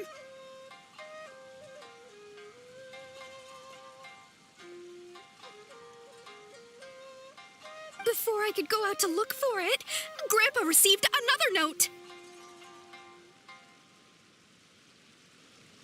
Doshin Arataki takes the note and reads it out loud. I am Miss Hina. I am currently raising funds to publish a photo book. I urgently need 300,000 mora for publishing fees. In return for your support, you will receive a limited edition signed photograph. It's Miss Hina. We can't leave poor Miss Hina in a tight spot. You're right, Gramps. Is 300,000 mora enough? I can spare some too if we need to make up the difference.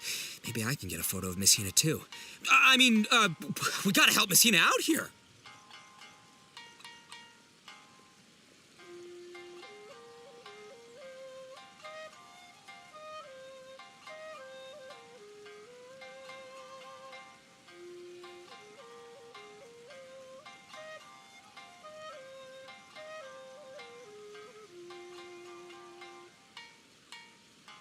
It's a scam, Doshin Arataki! Snap out of it!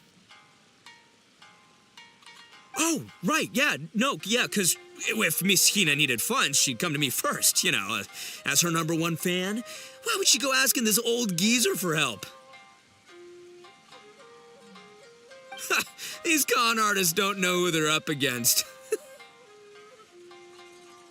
Well, anyway, not long after Grandpa handed over the money, he received yet another note. Doshin Arataki grabs the note and reads it aloud. I am Arataki Ito. I was recently framed for a crime I totally did not commit, and now I'm stuck here in prison. I am in urgent need of 500,000 mora as bail. In return for your help getting me out, I will bring the whole gang over to thank you personally at your house. Must be a scammer, surely. I've never heard of this person, and they're asking me for 500,000 mora. Wait a minute. This is a scam. I'm Arataki Ito.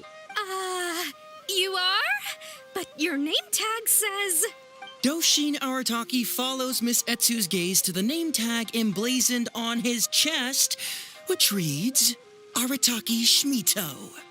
What kind of whack job script is this? Am I me or ain't I?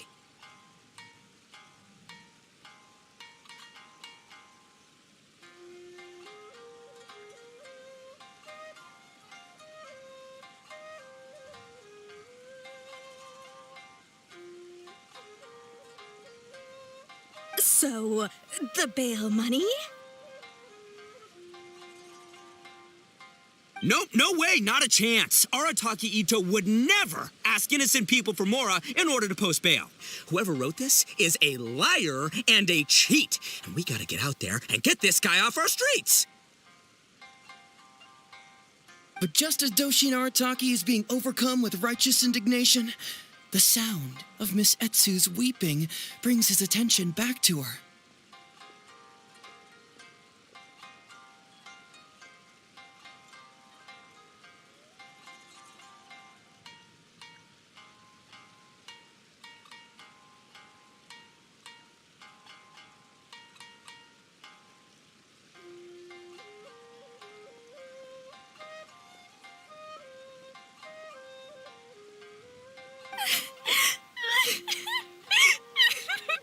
Misetsu, don't you worry. We're gonna catch the people who did this.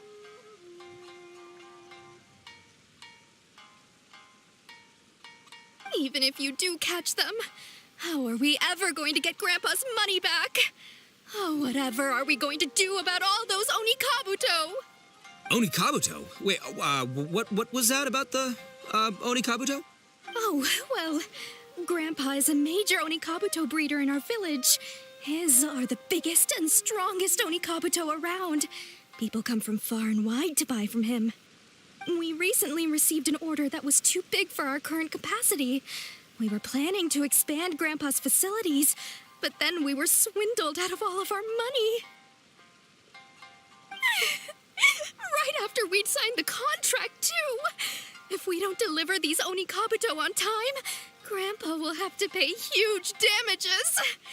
Oh, what are we going to do?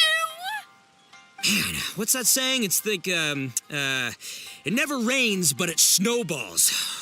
Exactly what we're dealing with. Etsu, my dear, don't worry. I'll sell the house if I have to. We'll find a way through. But then where will we stay? Please help us, Doshi Naritaki. All we need is the 500,000 mora that was taken from us. Can you help us raise it? Or maybe you could lend it to us? Grandpa's business is going very well. We just need help getting over this hurdle. Doshi Naritaki, please. If you lend us the money, I'm sure I can make it up to you by... I won't hear of it. As a public servant, I would never dream of taking advantage of a person in need. I was going to say, by giving you part ownership of the Onikabuto farm. Oh, so that's what you were, yeah. It's not as enticing an offer as I was... wait, well, an Onikabuto farm, how many Onikabuto did you say you have? Because if it's more than, say, 10... 10,000. What? 10,000? Well, that's more Onikabuto than I've seen in my whole life. Please help us. As long as we get through this, those 10,000 Onikabuto are yours to keep. 10,000 Onikabuto? Hey, if I looked after them, they'd have little baby Onikabuto. And then the little baby Onikabuto would grow up and have little baby Onikabuto of their own.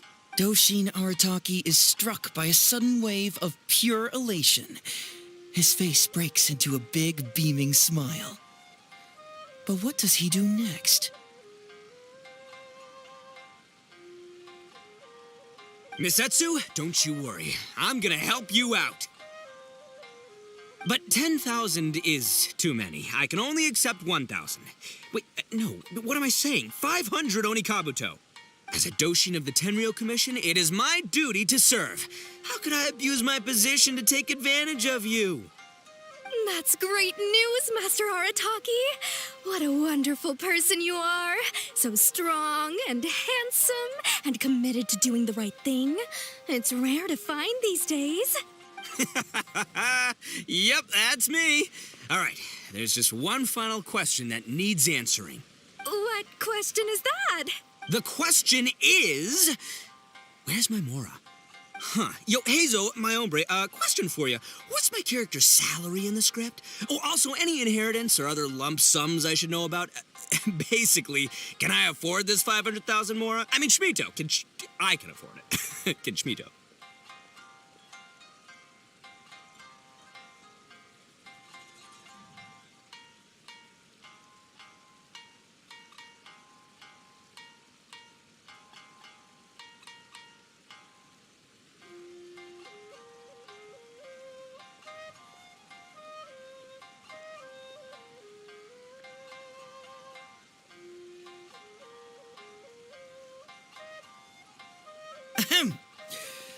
Faced with a damsel in distress, Doshin Arataki fights to remain level-headed and asks that other age-old question.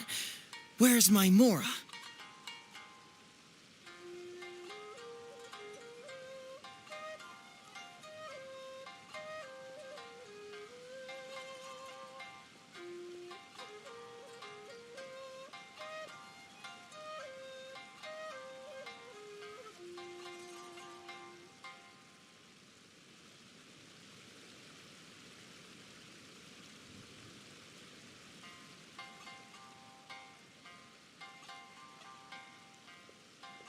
Suddenly, he feels a strange compulsion to slide his hand into his pocket where, it turns out, a bank check has been quietly nestled all along. He draws the check out and inspects it. Today is payday, and this is his salary. The amount? 500,000 mora.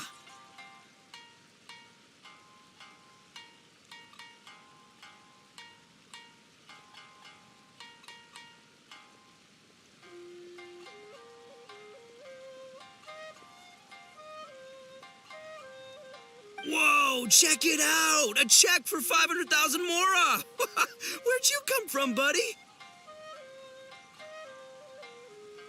Misetsu, get this. Turns out I just got paid 500,000 mora today. Well, here's your mora. Thank you so much. Master Arataki, what's wrong? Doshin Arataki stretches out his hand. But wait! Just as he is about to hand over the check to Miss Etsu, he hesitates, tightly pinching one end of the check betwixt his two fingers. All he needs to do now is release the check, and it will fall into Miss Etsu's eager hands. But let go of the check he does not. Master Arataki, let go! Wait. Something's not right. Doshin Arataki is having second thoughts. Has something caught his attention? Has it aroused his suspicion? Has he finally realized the truth? So, this is an anti-fraud show, right? Huh? A spark of intuition bursts to life in Doshin Arataki's mind. Since this is an anti-fraud event, I have a question. Is he about to ask the most critical question of all? I gotta ask. This is it. Here it comes. Does a Doshin really get paid this much? 500,000 mora. Enough to get an Electro Archon out from a hostage situation, then go pay for Miss Hina's publishing costs. You telling me the average Doshin can do all that on one pay packet? I don't know. Seems pretty fishy to me. Hey, compadre, what do you think? Am I being scammed here? Heizou! Ito's cheating! He asked for help!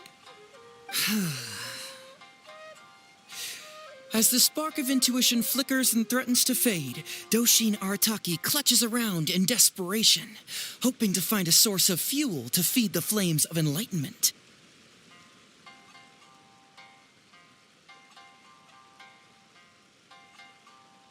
Traveler, are you going to help this poor man out of his predicament?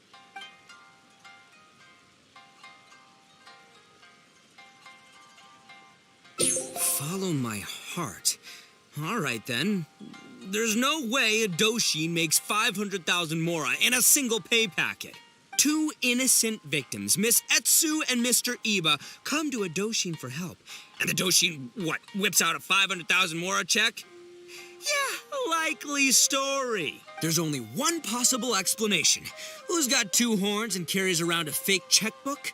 Yep, this guy. With this fake check for 500,000 mora, I almost swindled Etsu and Iba out of 10,000 onikabuto, the last thing these poor folks needed after the recent string of catastrophes they've faced. My mind is blown. Craziest plot twist I ever heard. The criminal was the main character all along. Miss Etsu, I'm afraid I can't let myself give you this fake check. But I will do everything in my power to raise 500,000 genuine mora for you. So don't you worry. What the? Oh, jeez. In the end, Doshin Arataki listened to the voice of his heart and narrowly avoided being defrauded in his own unconventional way.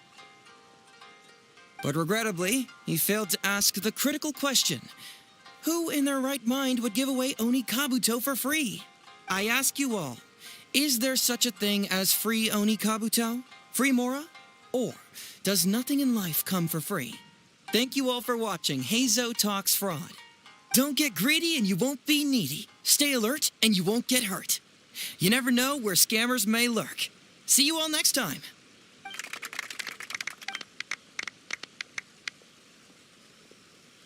Wait, My man, what did you mean when you said I avoided being defrauded? I thought I was the fraudmeister here.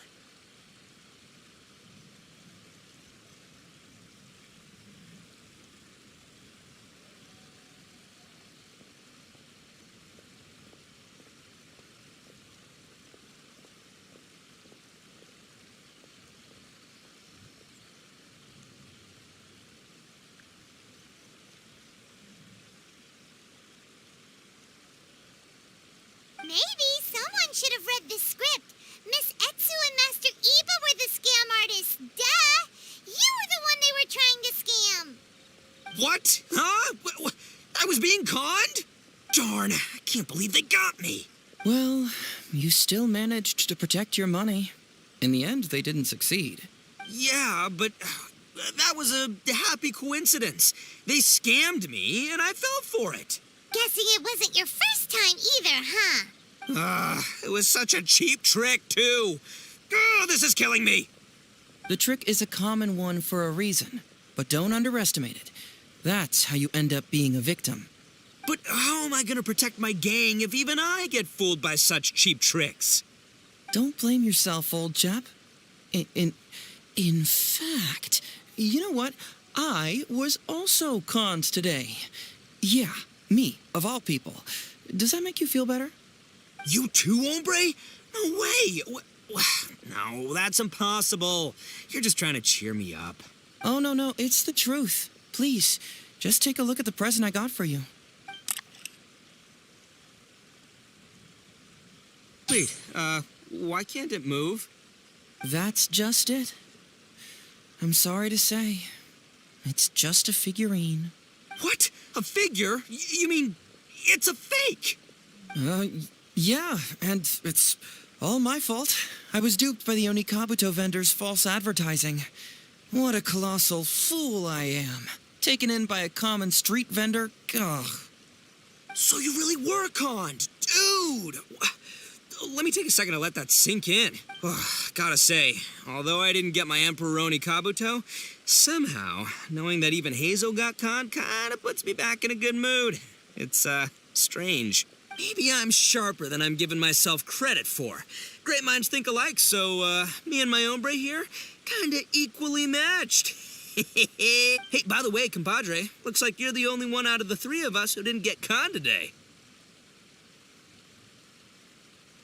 But you better watch out. We got fooled not because we were stupid, but because those scam artists are some crafty dastards. I want you to have this figurine as a reminder of the fact that today, Heizou and I both got conned, but we both grew a little wiser too.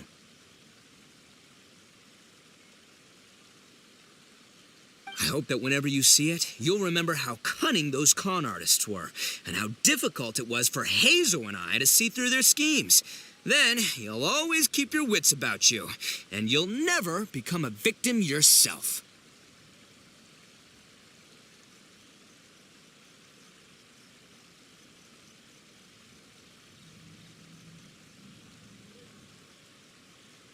Yep, that's right. No one will ever manage to con you.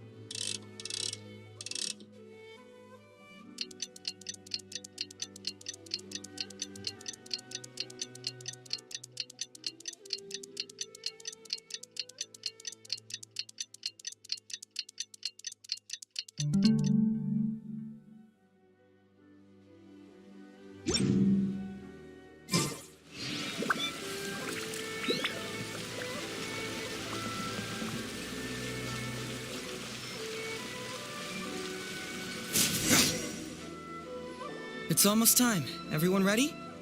All right, then let's get this show started. Oh, I can't wait, Mr. Heizou. Let's get going, heizou. Emperor Oni Kabuto, hang in there, Your Highness. I'm coming for you. It takes years to make a fortune, but only a moment to lose it all to a scam artist. Welcome to the first Heizou Talks Fraud. I am your eponymous host, Heizou.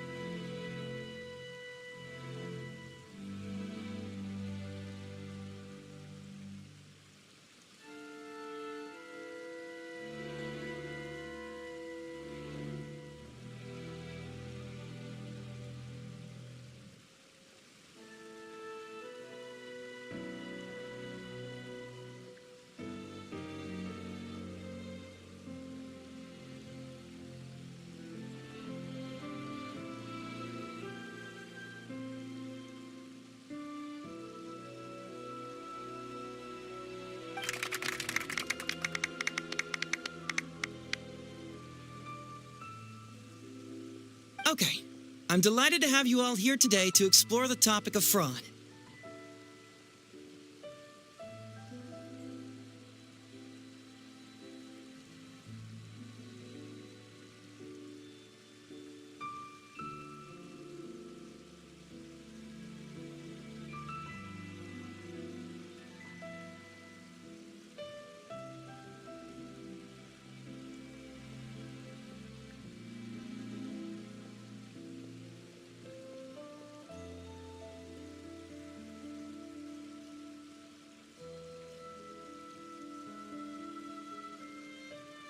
To help everyone avoid becoming the victim of scam artists themselves, we thought we'd invite several VIPs with a lot of experience in this area to perform a little play with an anti-fraud message.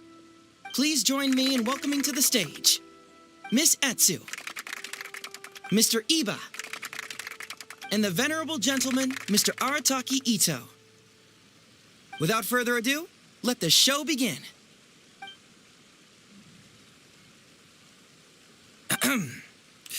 It was just another bright sunny day when a distressed Miss Etsu brought her elderly grandpa, Iba, into the police station to report a crime.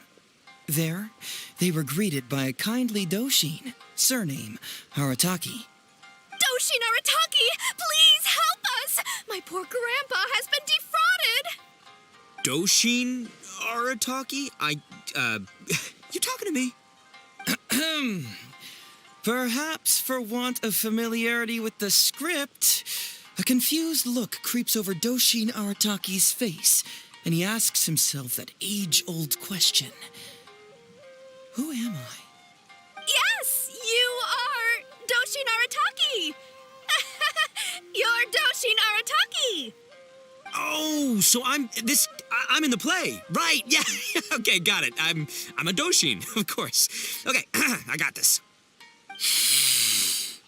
Ma'am, can you tell who it was that defrauded your grandfather? Rest assured, the Tenryo Commission and I are here to bring them to justice. I don't know. It was too late when I found out. They took all of my grandpa's money, and all they left was this note.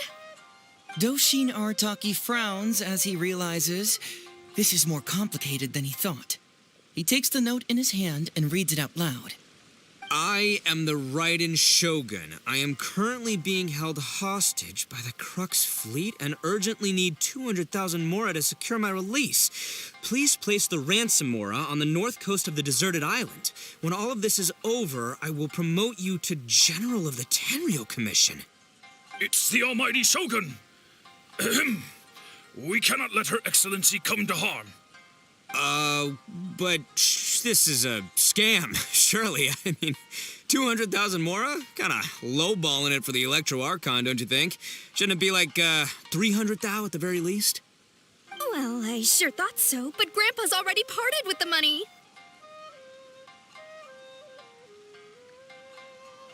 Well, then we gotta get it back. Is there still time?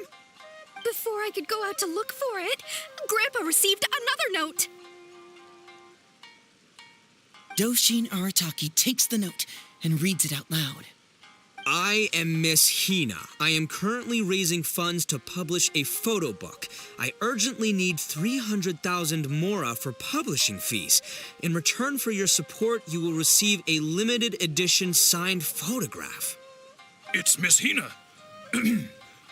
We can't leave poor Miss Hina in a tight spot. You're right, Gramps. Is 300,000 mora enough? I can spare some too if we need to make up the difference. Maybe I can get a photo of Miss Hina too. We gotta help Miss Hina out here. It's a scam, Doshin Arataki! Snap out of it!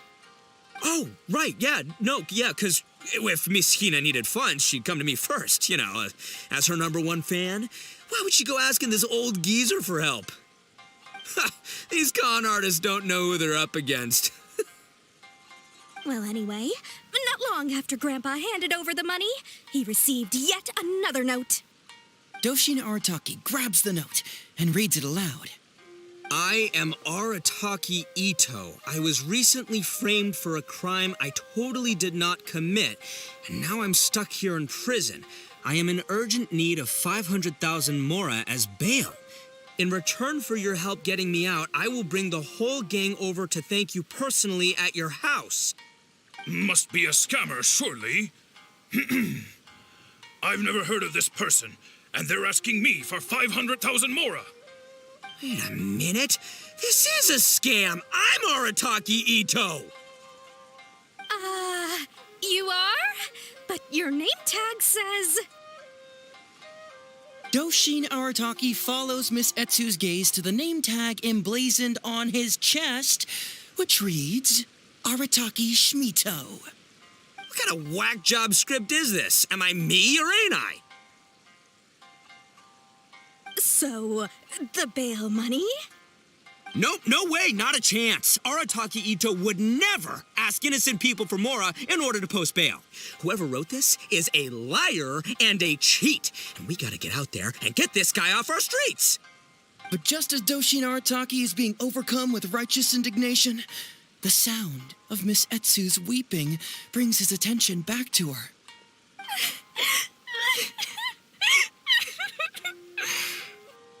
Miss Etsu, don't you worry.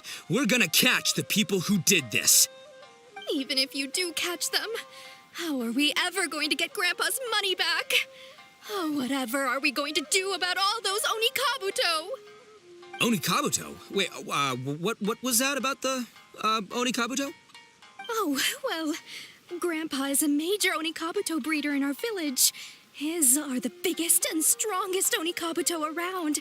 People come from far and wide to buy from him. We recently received an order that was too big for our current capacity. We were planning to expand Grandpa's facilities, but then we were swindled out of all of our money. Right after we'd signed the contract, too. If we don't deliver these Onikabuto on time, Grandpa will have to pay huge damages. Oh, what are we going to do? Man, what's that saying? It's like, it never rains, but it snowballs. Exactly what we're dealing with. Etsu, my dear, don't worry. I'll sell the house if I have to. We'll find a way through. But then where will we stay? Please help us, Doshin Arataki. All we need is the 500,000 mora that was taken from us. Can you help us raise it? Or maybe you could lend it to us? Grandpa's business is going very well. We just need help getting over this hurdle. Doshin Arataki, please. If you lend us the money, I'm sure I can make it up to you by... I won't hear of it. As a public servant, I would never dream of taking advantage of a person in need. I was going to say, by giving you part ownership of the Oni Kabuto farm. Oh, so that's what you were, yeah. No, it's not as enticing an offer as I was. Wait, an Oni Kabuto farm, how many Oni Kabuto did you say you have? Because if it's more than, say, 10... 10,000. What? 10,000? Well, that's more Oni Kabuto than I've seen in my whole life. Please help us. As long as we get through this, those 10,000 Oni Kabuto are yours to keep. 10,000 Oni Kabuto. Hey, if I looked after them, they'd have little baby Oni Kabuto. And then the little baby Oni Kabuto would grow up and have little baby Oni Kabuto of their own. Doshin Arataki is struck by a sudden wave of pure elation. His face breaks into a big, beaming smile. But what does he do next? Miss Etsu, don't you worry. I'm gonna help you out.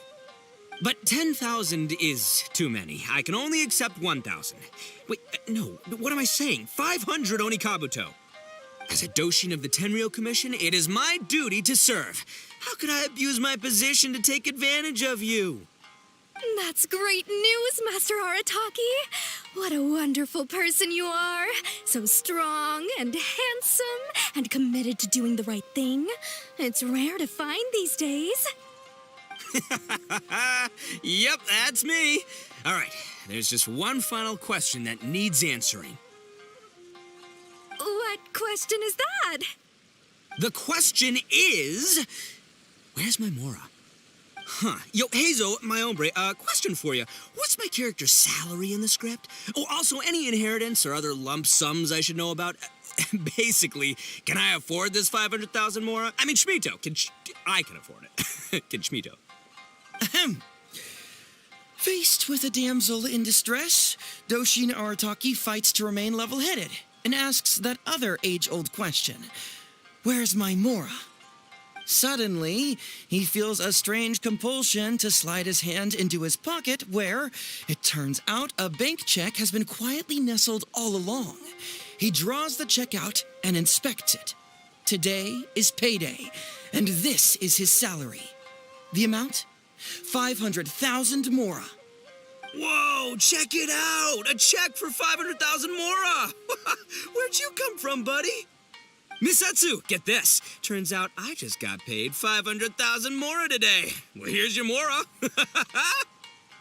Thank you so much. Master Arataki, what's wrong? Doshin Arataki stretches out his hand. But wait! Just as he is about to hand over the check to Miss Etsu, he hesitates, tightly pinching one end of the check betwixt his two fingers. All he needs to do now is release the check, and it will fall into Miss Etsu's eager hands. But let go of the check he does not. Master Arataki, let go! Wait. Something's not right. Doshin Arataki is having second thoughts. Has something caught his attention? Has it aroused his suspicion? Has he finally realized the truth? So, this is an anti-fraud show, right? Huh? A spark of intuition bursts to life in Doshin Arataki's mind. Since this is an anti-fraud event, I have a question. Is he about to ask the most critical question of all? I gotta ask. This is it. Here it comes. Does a Doshin really get paid this much? 500,000 Mora. Enough to get an Electro Archon out from a hostage situation, then go pay for Miss Hina's publishing costs. You telling me the average Doshin can do all that on one pay packet? I don't know. Seems pretty fishy to me. Hey, compadre, what do you think? Am I being scammed here? Heizou! Ito's cheating! He asked for help! As the spark of intuition flickers and threatens to fade, Doshin Arataki clutches around in desperation, hoping to find a source of fuel to feed the flames of enlightenment. Traveler, are you going to help this poor man out of his predicament?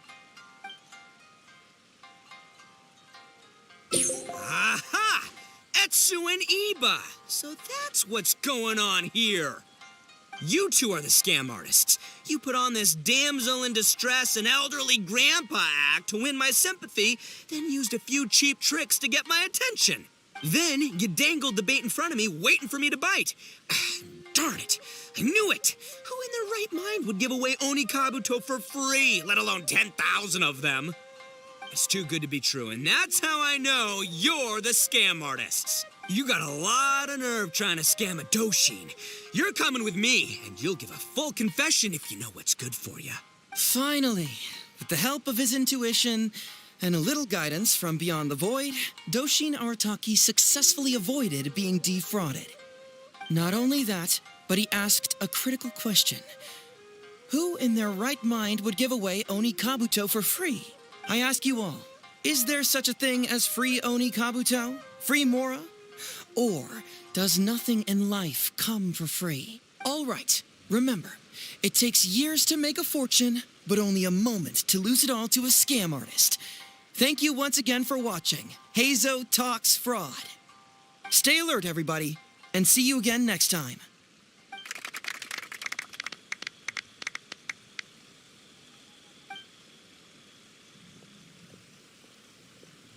So, how's my acting?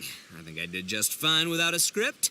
Those two would-be scam artists need to up their game if they want to have a chance of taking me down.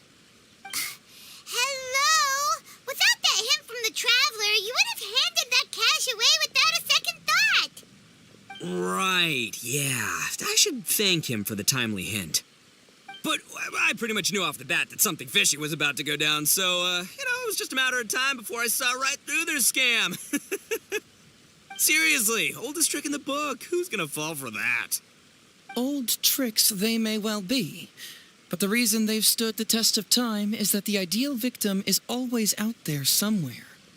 People who are behind on the times, naive, socially isolated, or have cognitive deficiencies. Just because they don't always get noticed doesn't mean they're not there. Scammers cast a wide net. Sure, maybe 10,000 fish will escape, but they only need one catch for them to win and for us to lose. Well, no more losing from now on. Not with me here to protect everyone. I think we can all agree that my performance today shows I'm savvy enough to keep the scammers at bay. Don't be too confident. Anyway, Ito, my old... What was it again? Ah, yes, bro. Here's the reward you were promised. Ah, music to my ears. Emperor Oni Kabuto, come to Papa.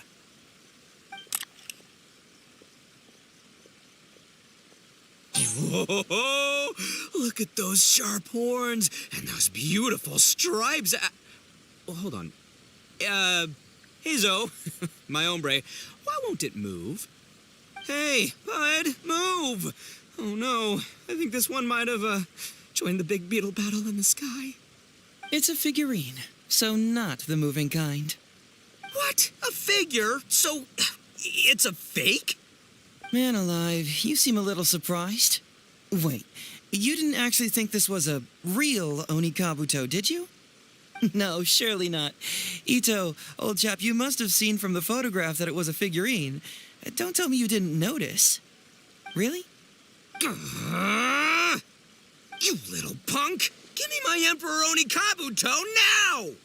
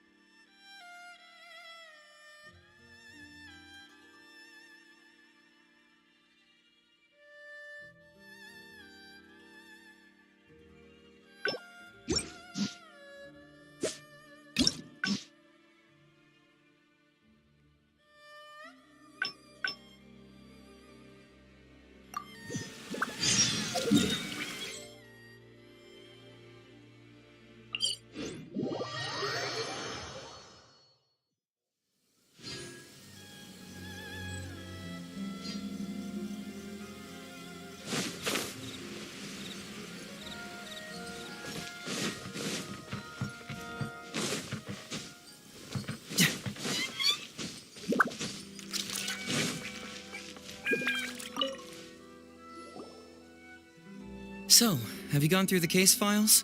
Is there anything that caught your eye?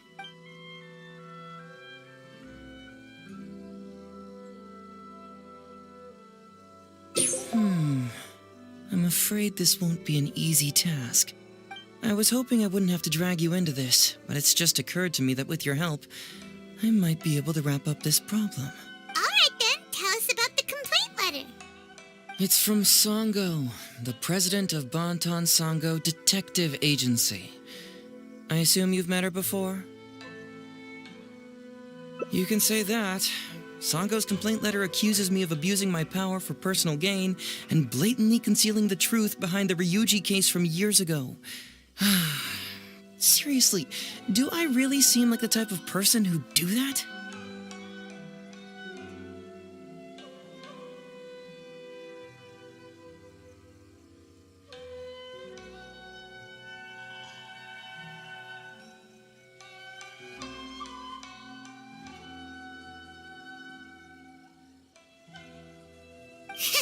Concealing the truth? That definitely sounds like something you would do.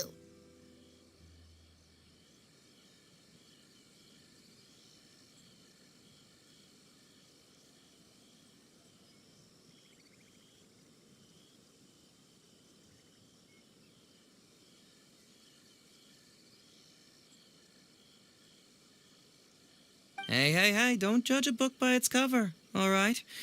Let's just go to the detective agency and talk to Sango. We'll need to speak with her to get to the bottom of this.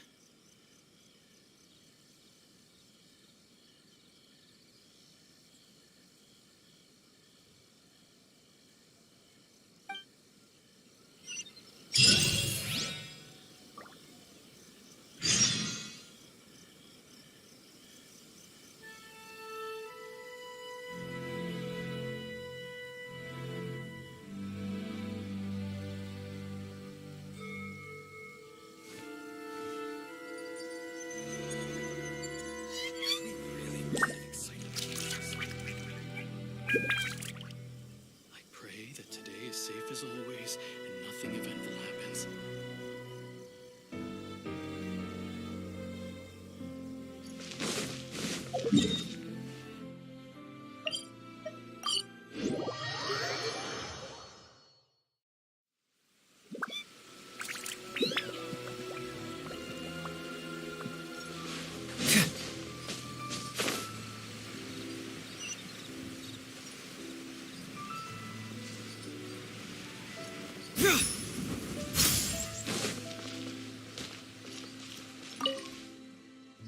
Welcome back, Mr. Heizou. I'm glad you're all right.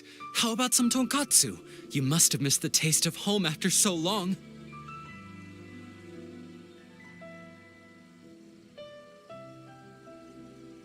Maybe next time, Ryuji.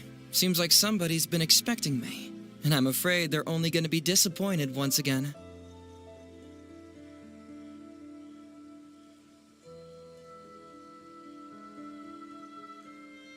Well, look who it is. The great Detective Heizou. What nonsense were you talking about just now? I've been worried about you, you know. So much so that I took the trouble to write that heartfelt letter to the Tenryo Commission. Well, was it sufficiently flattering for you? Uh-oh, they're at it again. Let's not waste the traveler's time, Sango. Just tell me, what do you want? Fine by me. My request is simple. Disclose all the details of the Ryuji case. It's time you stop hiding the truth and let me investigate it thoroughly. First of all, that case has already been solved. Second, I've disclosed everything the police station has on the case. And third... Enough! You can only fool Ryuji with that. If you don't want to cooperate, I can assure you that I will write more letters to the headquarters of the Tenryo Commission. I will not give up on this case. Wait! Hold on! Can someone please explain what's going on here? Paimon doesn't have a clue what you two are talking about. All right, let me explain. Several years ago, a terrible murder took place in the police station. I was still working at the Tenryo Commission then, and the victim was actually my dear boss. Due to various factors, I was deemed to be the top suspect, which is why it's called the Ryuji case. Also, Hazel wasn't a part of the police station back then. He was a detective at the agency. Which at the time was called the Bonton Songo and Heizou Detective Agency. Huh? That's crazy! But, wait. Then why did Hazel leave? After the incident, I was quickly convicted and sent to prison. Fortunately, Songo then promptly proved my innocence and caught the real murderer.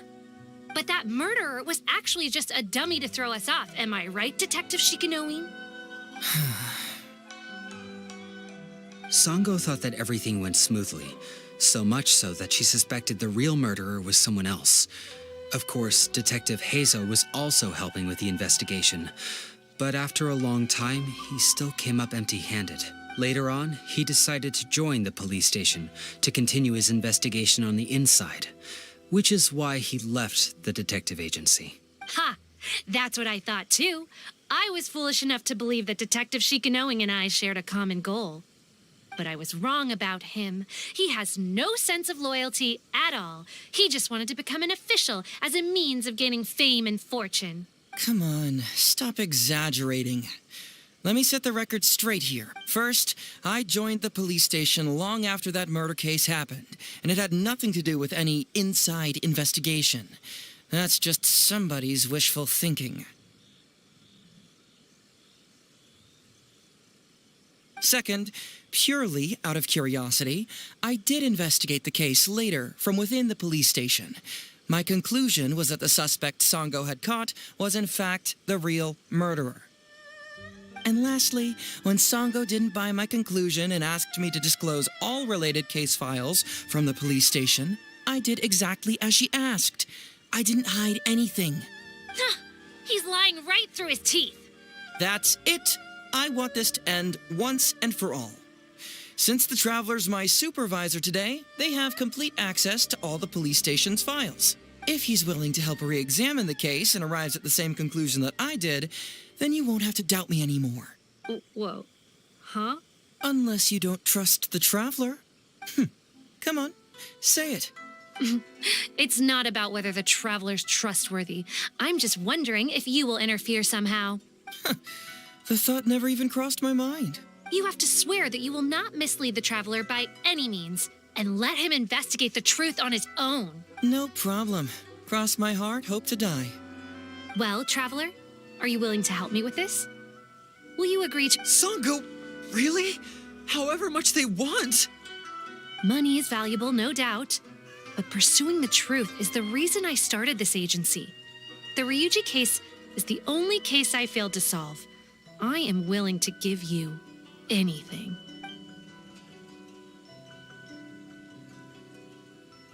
All right. I'm counting on you, Traveler. You hear that, Detective Shikanoin? Ha! Now we just need to wait and see. All right, I got it. No need to keep yammering like that. You'll scare the kids next door. Come on, let's go back to the police station.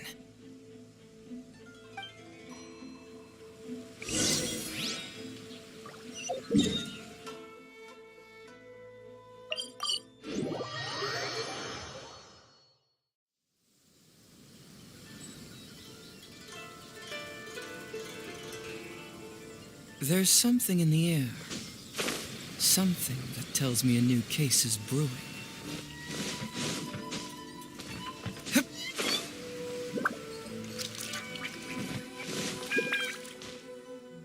All right, hang out here for a sec. I need to go to the archives to get the case files.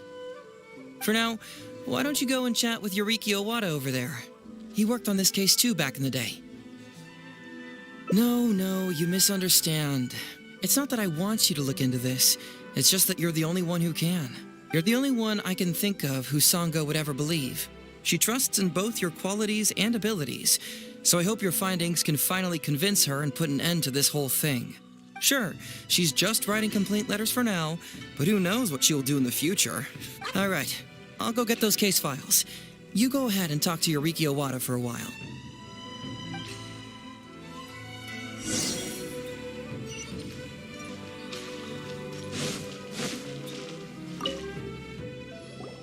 Oh, hello there. The Ryuji case. So you want to reinvestigate that one? That was several years ago now, but I still remember it clearly. It's pretty hard to forget something like that. Especially when the victim was the head of this police station. His name was Takatsukasa Isamu, the younger brother of Takatsukasa Susumu, head of the Takatsukasa clan. He was really one of a kind. Decisive, brave, and smart. He was much younger than me, and already had quite a reputation. I'm sure he would have gone far in the Tenryou Commission, if only he was still alive. What a shame. Who would have guessed someone was plotting against him? People will believe anything they hear. Everyone in the police station knew that Ryuji saw Takatsukasa Isamu like a Ryuji was an orphan, you know. Before he joined the station, he had been taking odd jobs here and there. It was Isamu who really took him under his wing. Ryuji was simple and not particularly bright, but he was very loyal to those who treated him well. He's also hardworking. Isamu must have seen these qualities in him and decided to keep Ryuji by his side. Ryuji worked with him for years after that, and was even promoted to be his personal assistant. Do you really think Ryuji would do anything to harm him? So, then why was Ryuji convicted? Even Paimon can tell that's a mistake. Well, here comes the interesting part of the case. Within a week, and before all the loose ends had even been tied up, Ryuji received his conviction. Moreover, it was signed by Madame Kujo Sara. What? Why would Sara do something like that? I'm getting older now, and my eyesight is poor. I can't see too clearly anymore. Hey, come on, Yoriki Owada, there's nothing to see. It's obvious that the Kujo clan did it. You can't just go around saying things like that, Wisuki. Those were just hearsay. There was no evidence. That's not true. Traveler, you may be unaware that the Takatsukasa clan has always been assisting the Kujo clan in the Tenryou Commission. But who doesn't want to be the boss, right? And Takatsukasa Isamu was the key figure for the Takatsukasa clan to bring down the Kujo clan. At that time, no one was held in higher regard than Isamu. So, naturally, the Kujo clan saw him as a potential threat. Kujo Takayuki must have been planning it all along, that rascal. Takayuki is able to control the Takatsukasa clan as long as he's in power. But by the time he retires, Isamu would have been at the apex of his political power, while Masahito and Kamaji of the Kujo clan would still have been too young. The two of them wouldn't stand a chance against Isamu. You think Kujo Takayuki would simply sit back while Isamu gained traction? So he decided to strike first. You youngsters and your conspiracy theories. No, it's true. It's the only way to explain it. Otherwise, why would an impartial person like Madame Kujo Sara sign Ryuji's conviction so quickly? They had to find a scapegoat to pacify the Takatsukasa clan, so Kujo Takayuki must have told her to sign it immediately.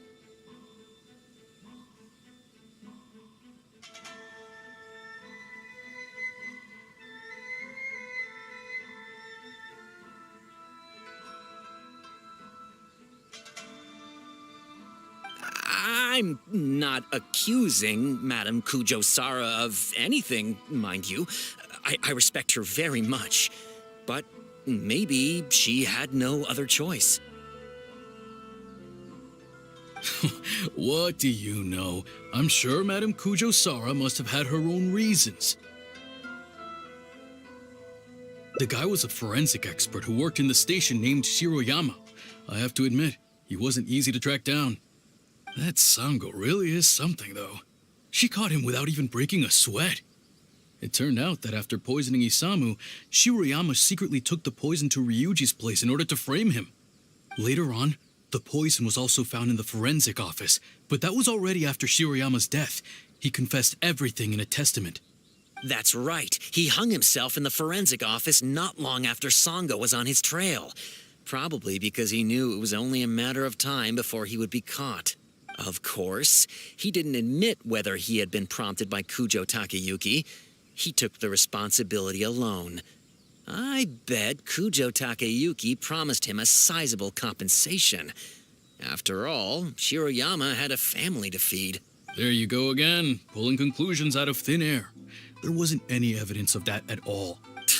Listen, I can almost guarantee that it was the Takatsukasa clan who invited Sango to investigate. We all knew that Ryuji was just a scapegoat.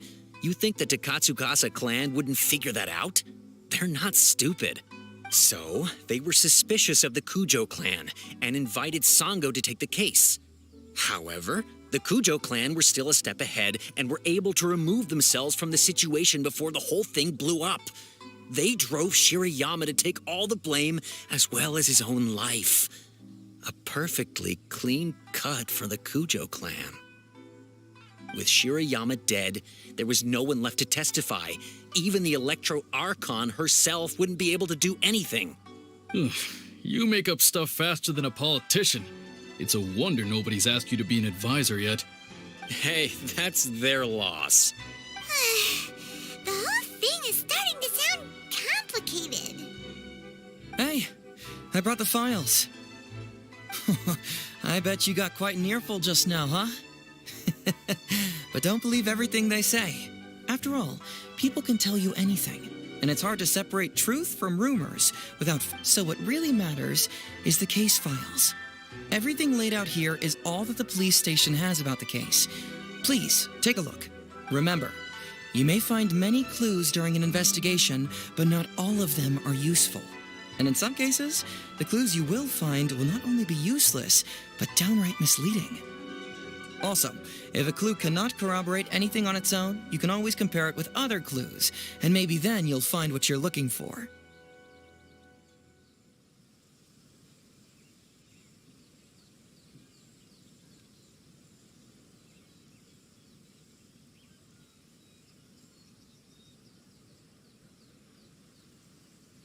Okay, that should just about do it. I'm looking forward to your results.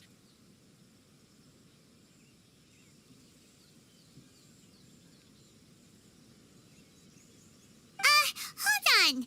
What actually counts as a result? Usually, you need to find two things from these clues: a proven motive and proven means.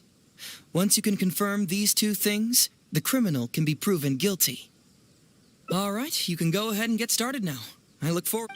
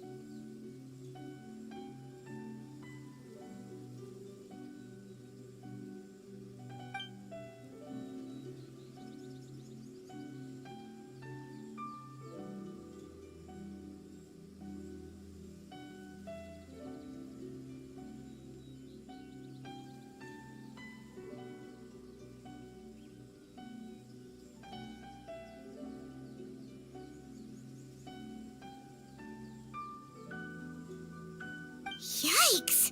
He ate all kinds of stuff.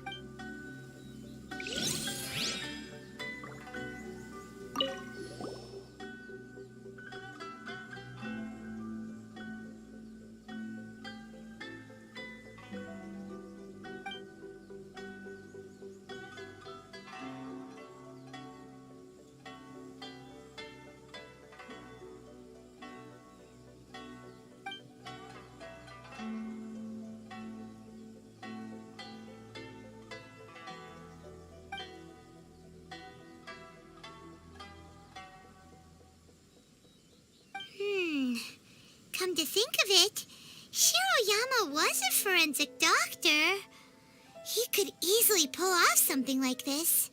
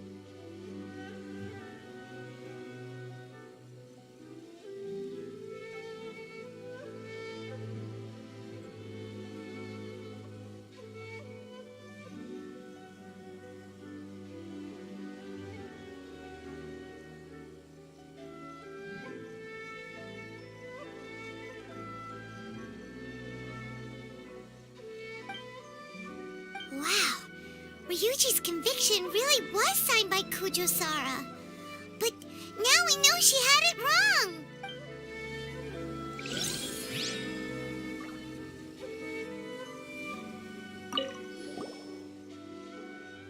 Huh? That's weird. There's nothing here. This must be some of the false information that Heizou told us to look out for.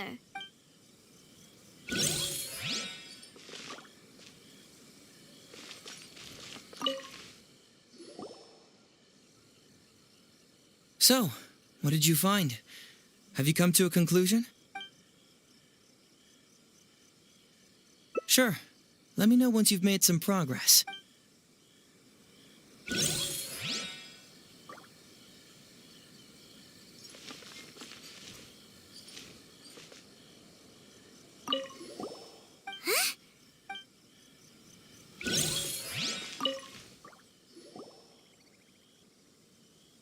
So, what did you find? Sure. Let me...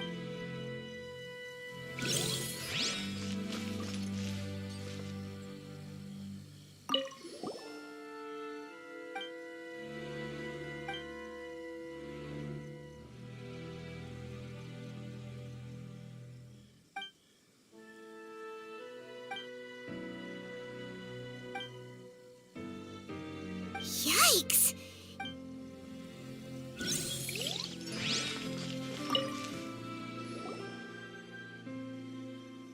So, what did you find? Sure. Let me...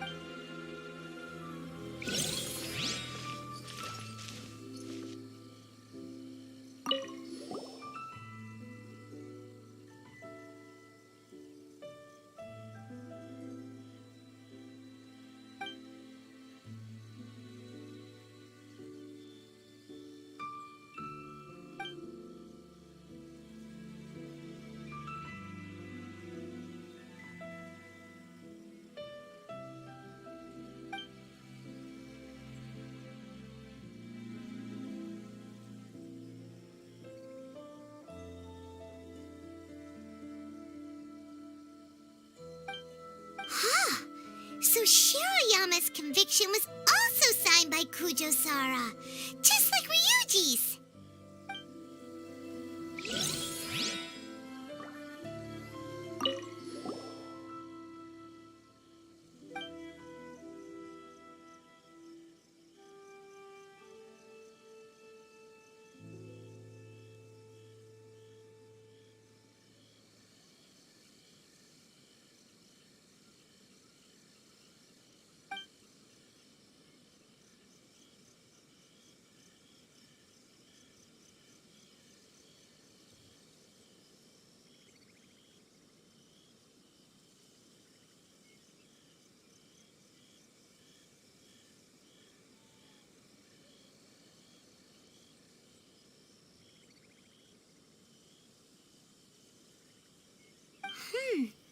synthetic toxin? What's that?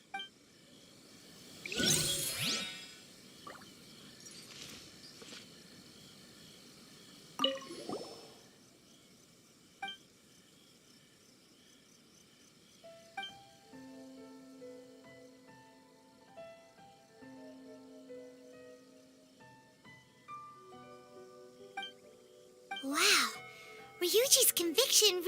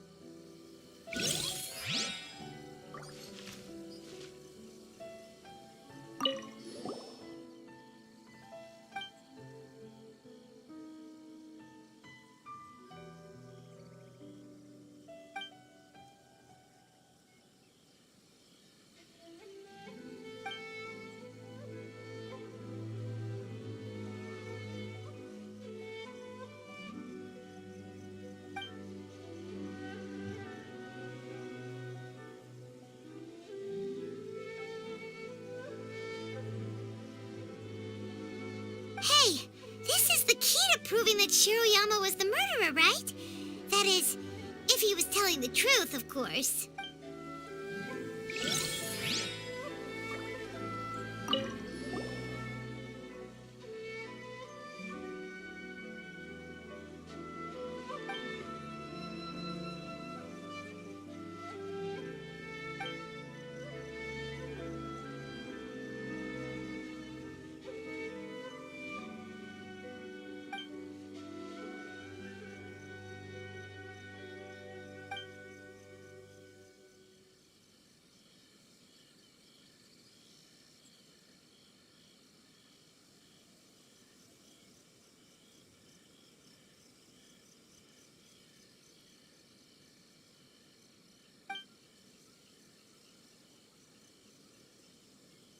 Tsukasa Isamu seems like a thoughtful person, but something about the tone sounds weird.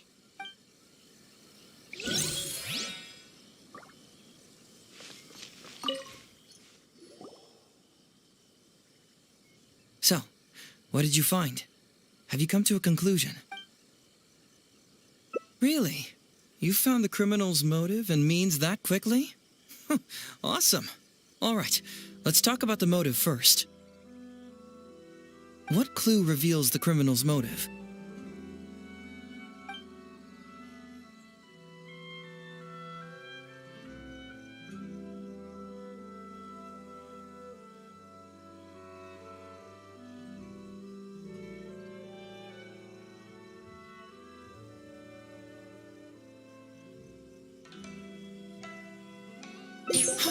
Excellent work. According to the victim's message, the two had deep conflicts. Although we cannot confirm whether the poison had been requested by the victim or not, it is true that Isamu used Shiroyama's family to blackmail him. Such circumstances could be enough motive for Shiroyama to commit the crime. But wasn't Takatsukasa Isamu good to Shiroyama? He even went to Shiroyama's house to bring health supplements.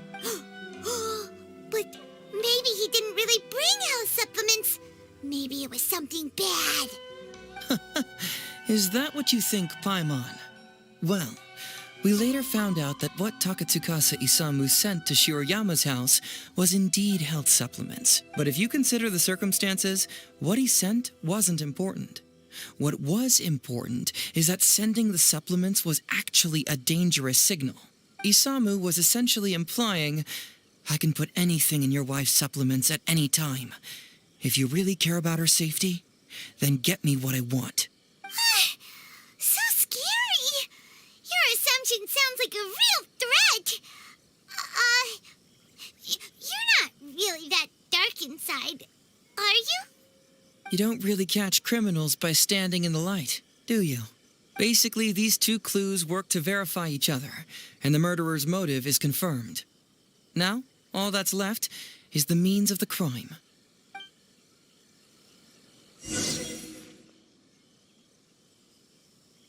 Next, which clue confirms the criminal's means? So, what did you find? Have you come to a...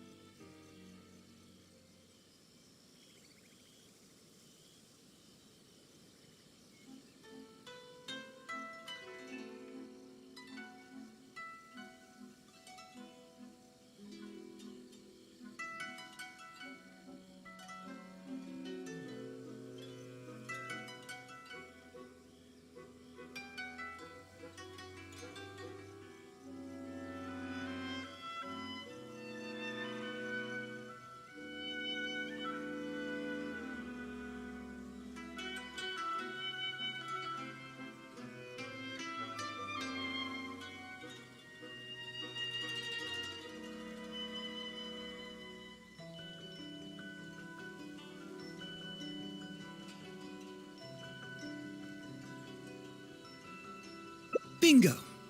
The autopsy report confirms that the cause of death was a special toxin. The testament indicates that Shiroyama used his position as a forensic expert to mix the toxin into the cold medicine taken by the deceased. But is that really the truth? Is it not possible that the toxin was mixed into the fish liver paste? Well, according to the toxicology report, this white powder only dissolves in water. Neither rice nor the fish liver paste could be used as a carrier of the toxin. The cold medicine was the only option. Putting the poison elsewhere would not only fail to guarantee a lethal dose, but would also increase the chance of it being noticed by the deceased. Therefore, the means is also confirmed. Add that to the motive for the crime and... Whoa! So the murderer really was Shiroyama! Yep, pretty clear cut, wouldn't you say? Look, I really don't know what Sango is so suspicious about.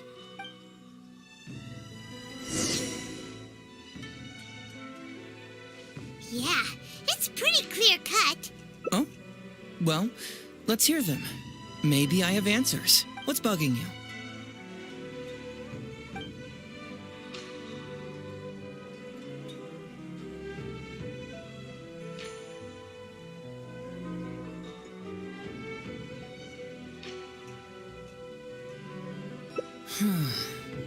This also puzzles me. Maybe someone doesn't want us being privy to the contents inside, or maybe Shiroyama tore a bunch of pages out by accident. But regardless, this isn't essential to the case.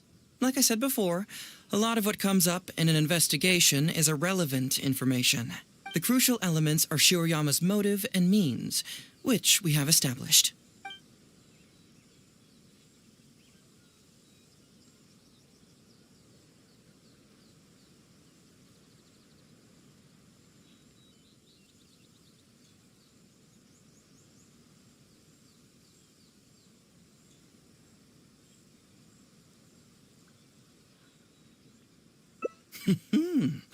Very nice.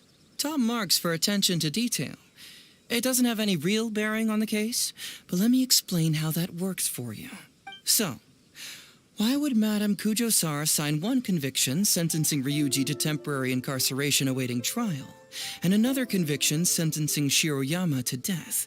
You may have heard some rumors back at the station that when this case first came up, the Kujo clan higher-ups were in dire need of a scapegoat to keep the Takatsukasa clan off their backs. And poor Ryuji became the successful candidate. In less than a week, the conviction was drafted, sent to Madame Kujo-Sara, and signed. Allegedly, she knew what it was about as soon as she saw it, and signed it with no questions asked. But anyone who buys this story clearly doesn't know that much about Madame Kujo-Sara.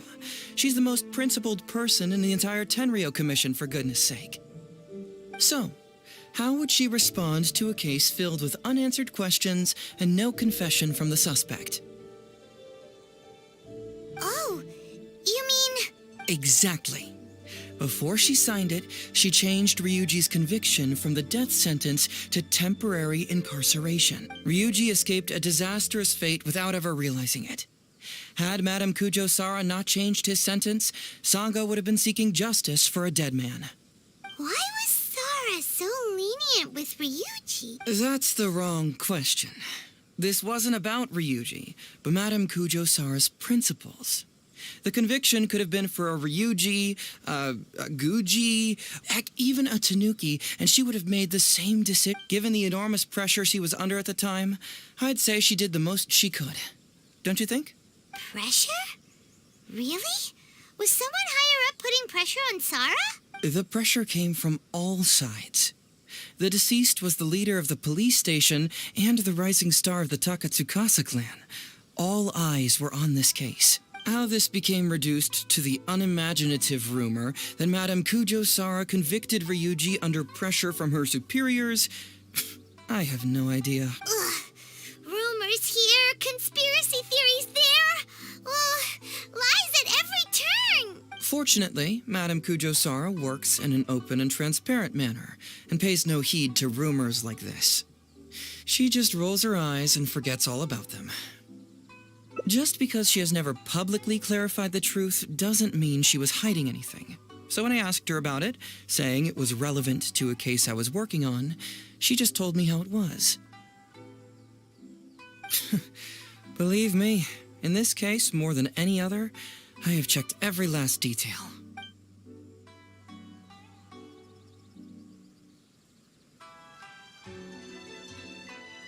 Maybe the report was wrong. The International Trade Association is a gathering place for merchants from all over. Countless merchants pass through the port of Rito every day. It's natural for there to be a couple of missing records here or there. Well, I've answered all your lingering questions, and you've checked all the material the police station has, so what do you think? Case closed? Paimon still feels like something doesn't add up. But then again, Heizou did give us all the files the police station had. Ugh, this is annoying. I don't follow. Enlighten me.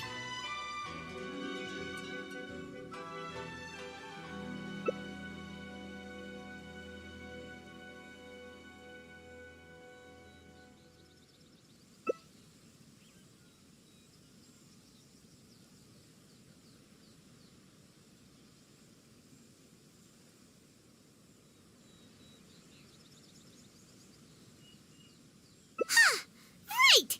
Why do you keep emphasizing police station every single time? You tell me. Why do I keep emphasizing police station every time?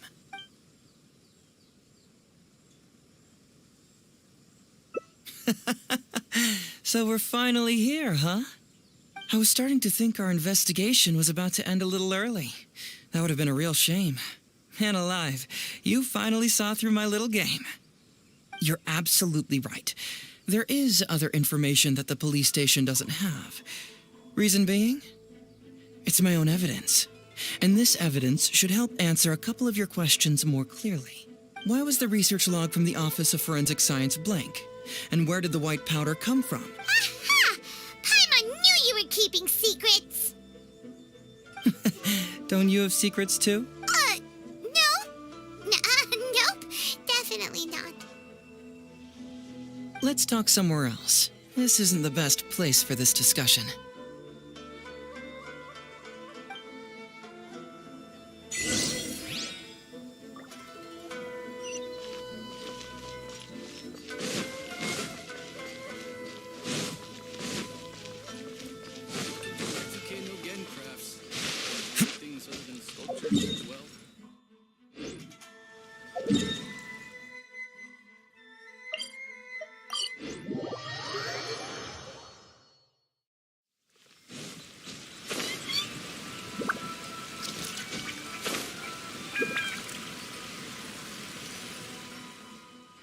This is a quiet spot.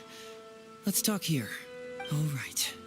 Here's the secret I've been keeping all along. The torn out pages from the research log of the Office of Forensic Science. Great! But Paimon can't It's not like you think. I wasn't the one who tore out the pages. Look, just read it over first.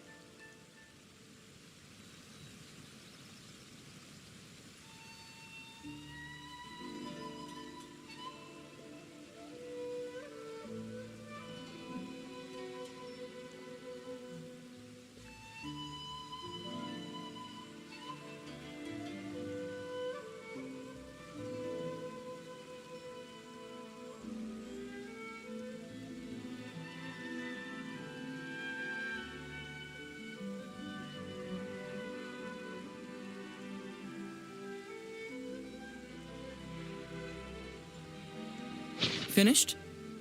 Do you see now? The method used by the perpetrator to commit his crime wasn't by putting the white powder in the cold medicine.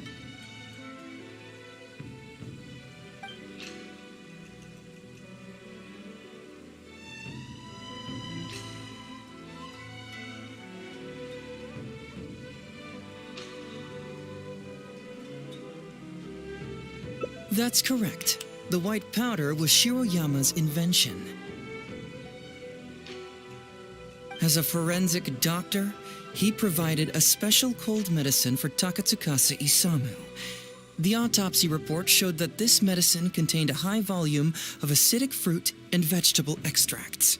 Then, he tricked Ryuji into sending fish liver paste to Takatsukasa Isamu. When the two substances were taken together, a toxic dose of the substance formed in his body. This is the real modus operandi.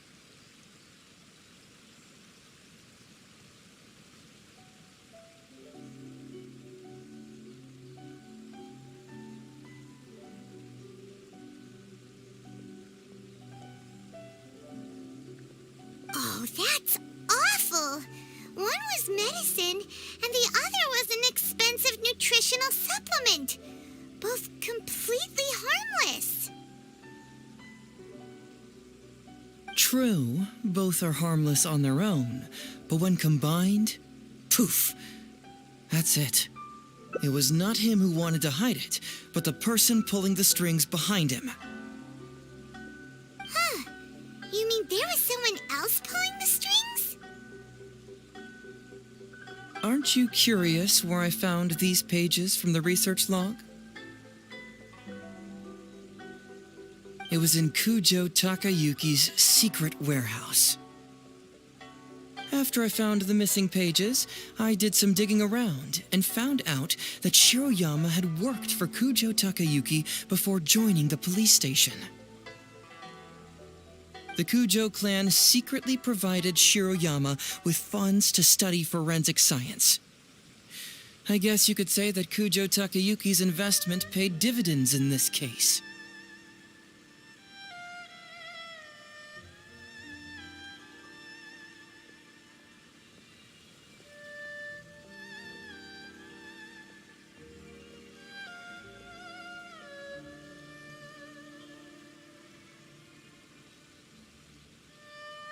Of course, I had only learned all of this after the Vision Hunt decree came to an end.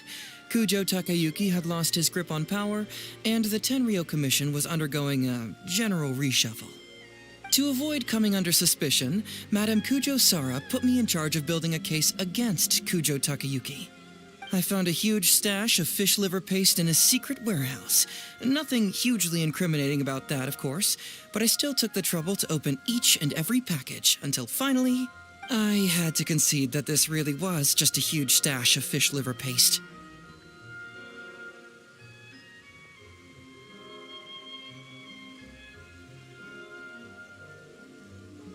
But then, underneath the floor tiles, where the fish liver paste was stacked, I found a secret compartment with this torn-off research report lying inside. So it was him who wanted to frame Ryuji all along. What a nasty piece of work. Let's review the whole case from the top. First, Takatsukasa Isamu, for whatever reason, noticed Shiroyama's talent as a forensic doctor and asked him to develop a special poison on his behalf. But Shiroyama was already working for the Kujo clan, so he refused.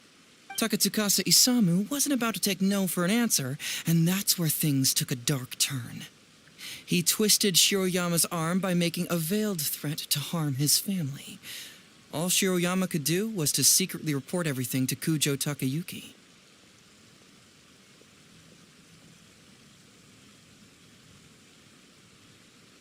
When Takayuki learned what was happening, he instructed Shiroyama to pretend to cooperate with Takatsukasa Isamu, then kill the latter with the white powder once it was fully developed. Meanwhile, Ryuji's only role in this case was to deliver the fish liver paste to Takatsukasa Isamu on Shiroyama's orders, completely unaware of the fact that he was being used as a pawn and that this was a key ingredient needed to create the poison. After the incident, Kujo Takayuki hoped to make Ryuji the fall guy, until the death sentence was stalled when it reached Madame Kujo Sara. In the meantime, Sango had begun her own investigation. Kujo Takayuki grew nervous that the truth would get out, so he threw Shiroyama to the wolves, hounding him to death and erasing all traces of contact between the two. And yet, he wanted to keep this secret formula, so he hid it. Greedy guy, that Takayuki. He must have wanted to have it on hand just in case he needed to employ it again in the future and make someone else disappear. This Kujo Takayuki is an evil lunatic. We've got to report this to A. Whatever his current punishment is, it needs to be 10 times worse. That would be practically impossible. One research log found in his warehouse doesn't prove anything. Even I can think of 100 excuses. Besides, Ryuji directly contributed to Takatsukasa Isamu's death by delivering the fish liver paste to him. The fact that he was unaware of the true nature of the situation doesn't matter.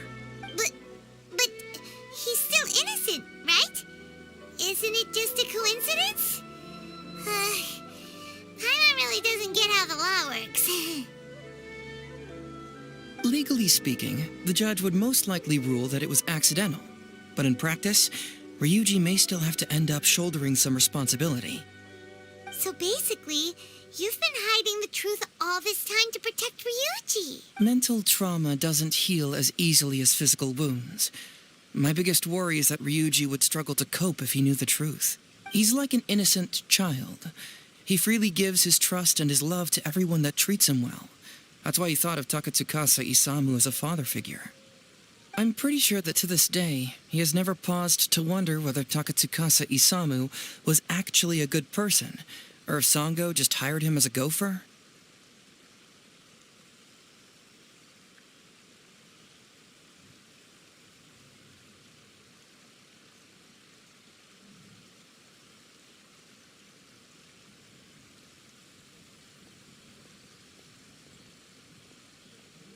Or why I left the detective agency. If he found out the facts about Takatsukasa Isamu, I'm afraid it would crush him. Well, as you can see, I'm a little less confident than people might think. To prevent Ryuji from getting hurt, I covered up the truth. But by doing so, have I held him back? Did I do the right thing? I couldn't turn to anyone for help, and everyone around me thinks I'm so smart that I should just be able to handle every case on my own.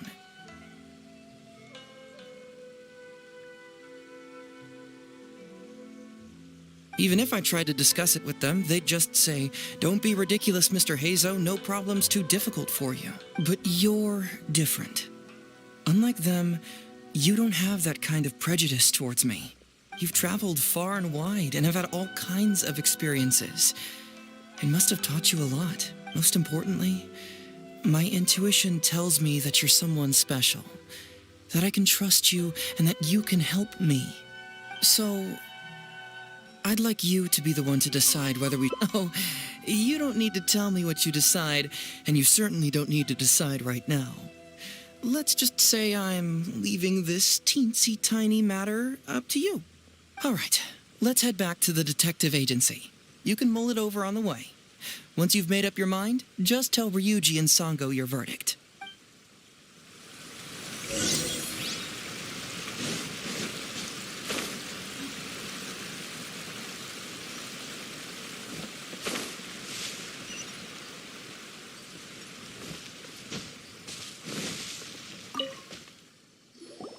Hey, Traveler. Hey, Detective Heizou. You're back already, huh?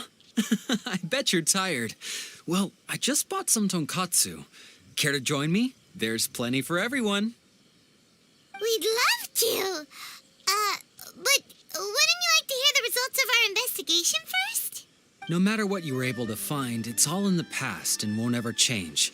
So I think we'd better chow down first. Besides, if Sango's not happy with the results, we might not have anything to eat later.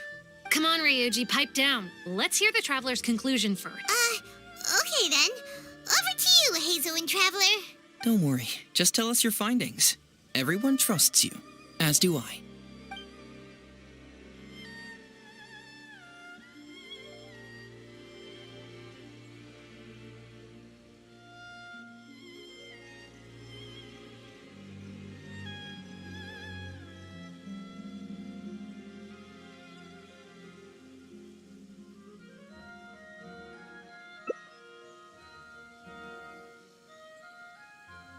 But how? How could this be? Huh. So, that's what really happened? Ryuji, I know it's hard to accept, but... Wait a minute. Sorry, I have quite the stomach ache. Sango, can I take the day off? Sure, of course. Take the week if you need it. Oh, Paimon hopes Ryuji will be okay.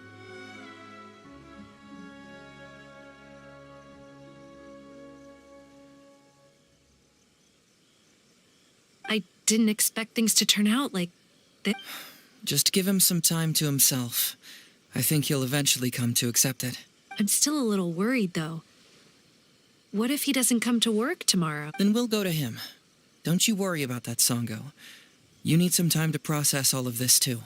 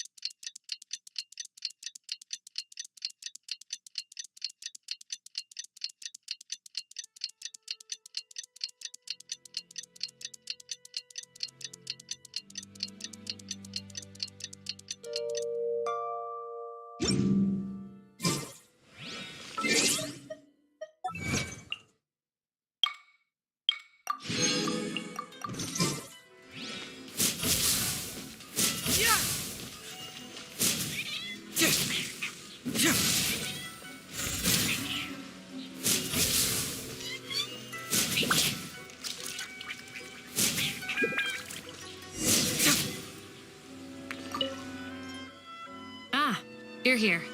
Don't worry. Ryuji came earlier this morning.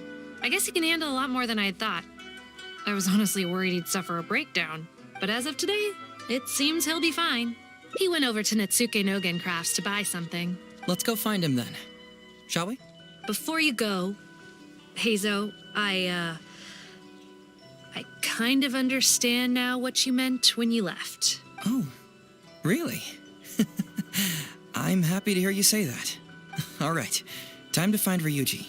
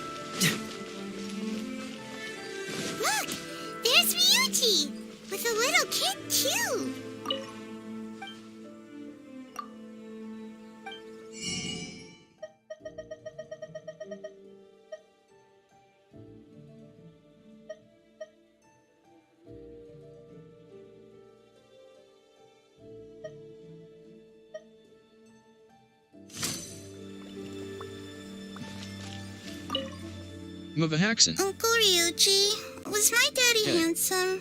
I've never seen what he looked like. Of course. Takatsukasa Isamu was a very handsome man. Also, it's not uncle. Call me brother.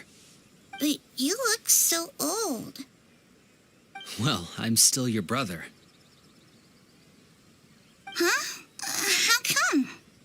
Because he treated me like a Mavahaxen. son. How are you? Huh? Who are you guys? We're friends with your big brother Ryuji, and with your father, too. Oh, really? Yay! I've met loads of my daddy's friends today. Can you tell me some stories about him? I really want to hear them. Sure. Why, I know enough stories about your old man that if I Mavahaxen. started talking now, you'd be all grown up before I I am finished also them. fine just completing a 3D Wow, VTuber that's model for the amazing. client, and thanks for asking. I don't want to grow up too soon then. Maybe when I'm 100. No, 200 years old. Yep, I'm gonna wait until I'm 300 years old before I become a grown-up, so that I can make sure I finish all the stories first.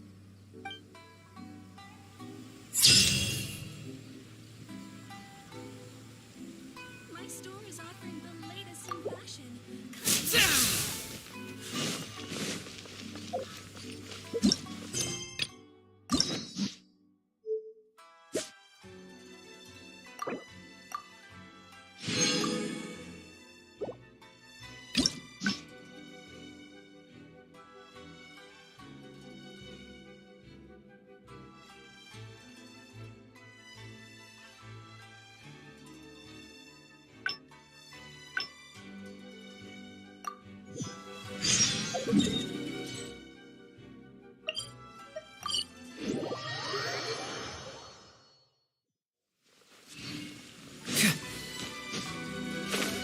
Mavahaxen. How often do you stream?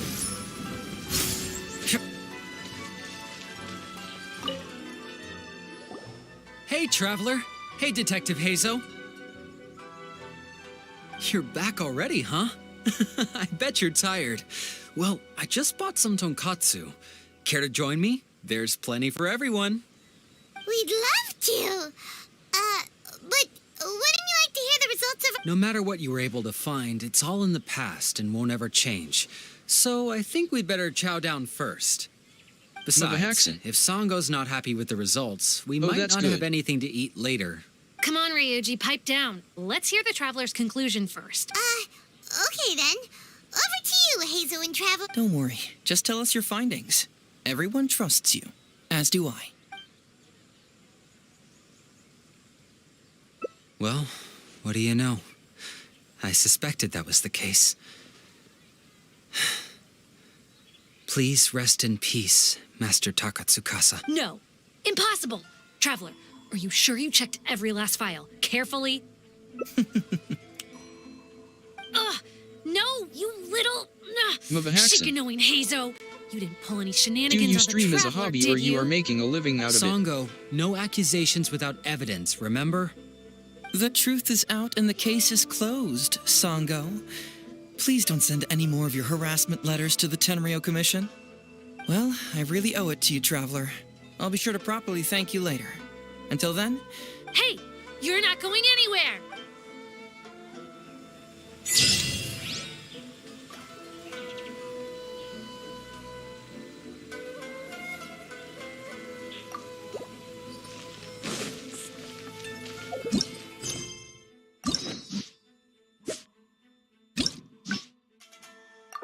Mavahaxen.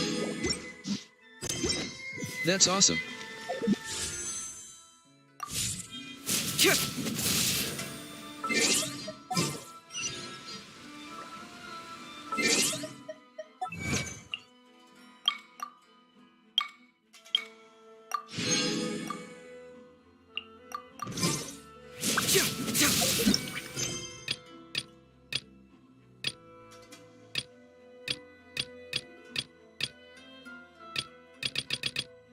Mavahaxen. Are you planning to have a proper logo or overlay for your stream?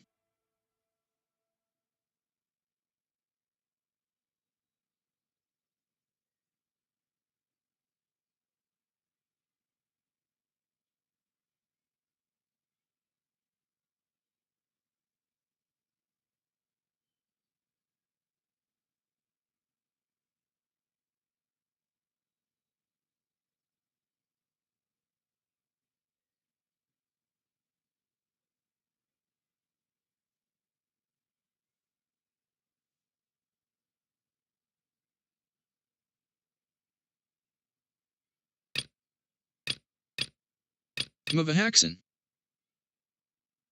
Oh, that's fine.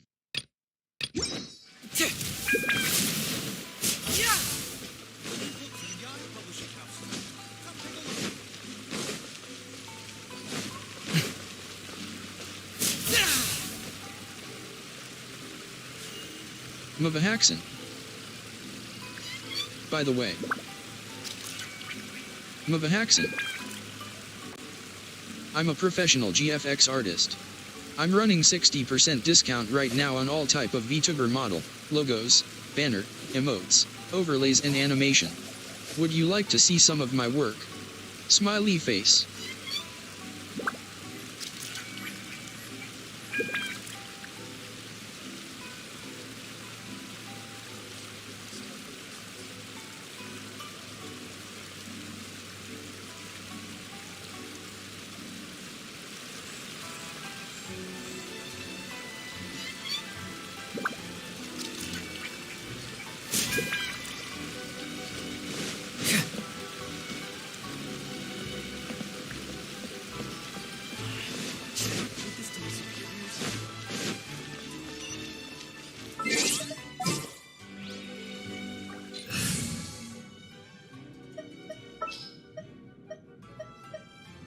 Stay close.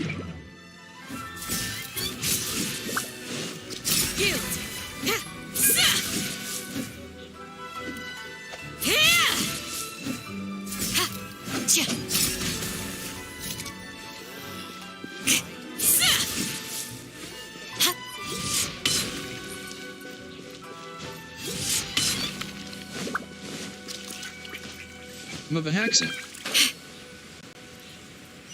No, I am not a bottom.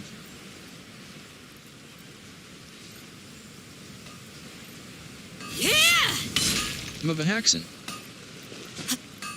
You are funny.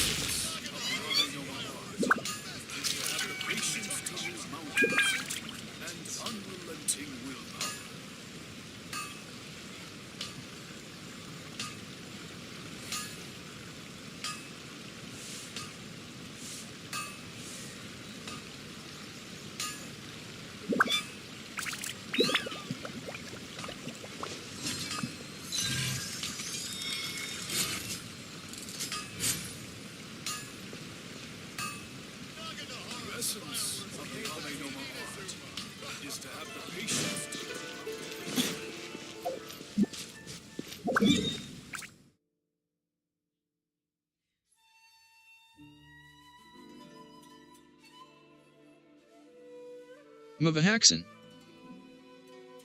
But I am a freelance GFX artist who wants to provide you service.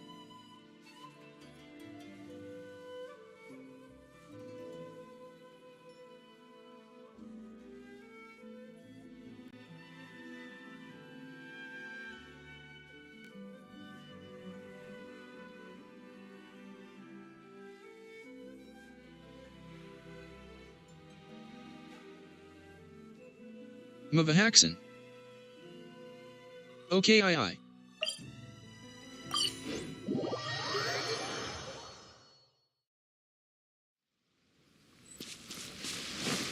Mavahaxen. Don't you have Discord?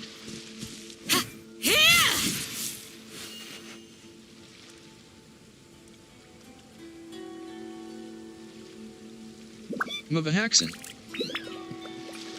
Or Twitter.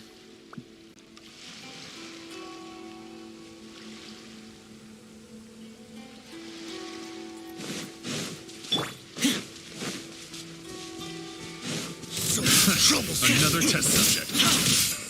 Mavahaxin. Rain outlines your fate. Witness the power. Our bond is strong. Do your worst. Hear my prayer.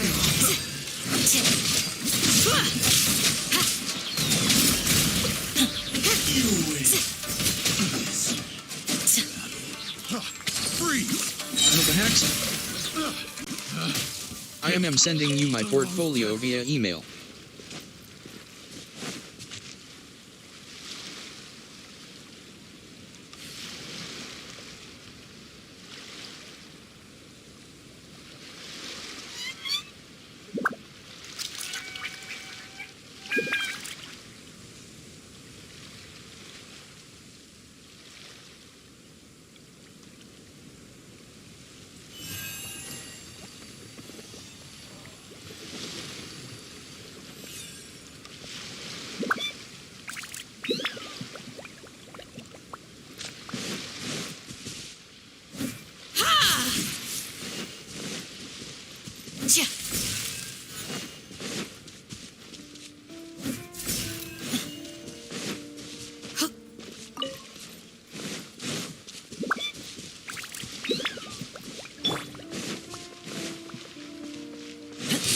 Supporting fire! Stand with me. Impressive. Pin them down. Grant us your blessing.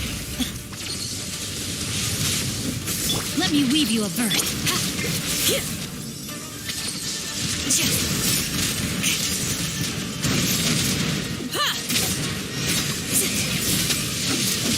Check this out! Out of my way! You!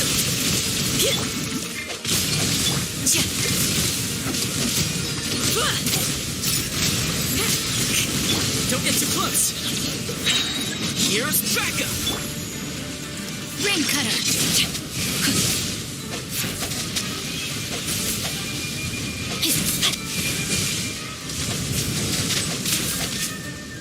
No, my sword!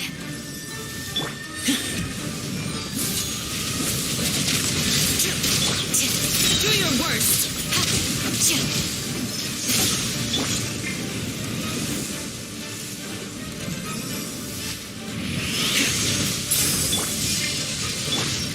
Hear my prayer!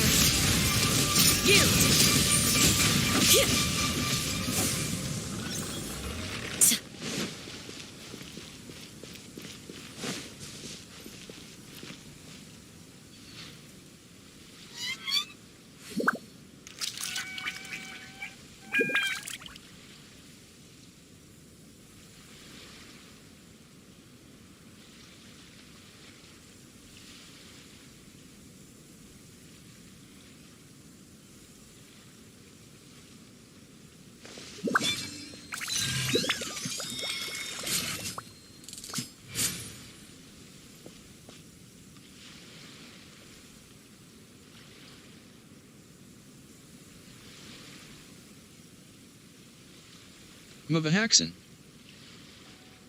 I sent you my work. A shield is not enough to protect the most important things. That's why I must also wield a spear.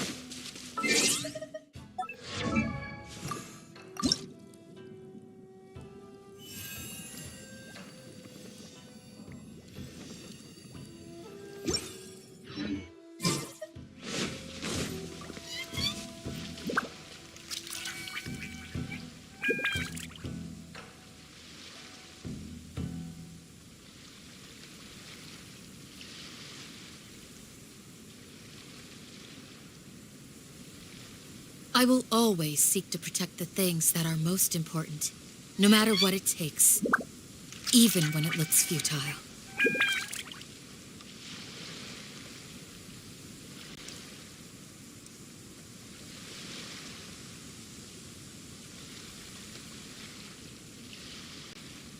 Mavahaxen. There are 3 softwares you can use to stream your VTuber model.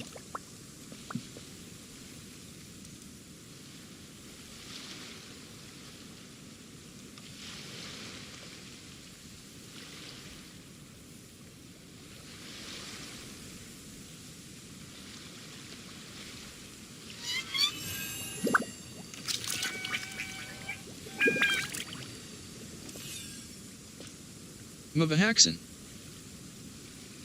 Animes by Facer Droid Studio VTube Studio.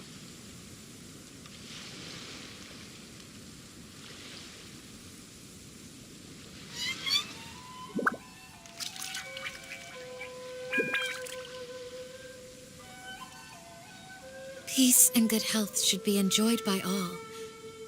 If I can provide everyone with a life such as this, I will be content.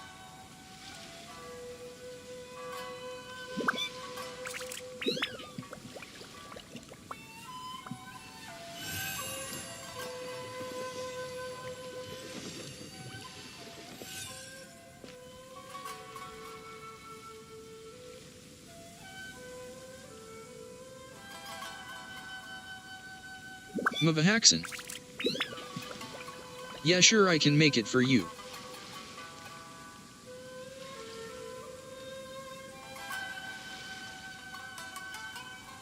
A shield is not enough to protect the most important things. That's why I must also wield a spear.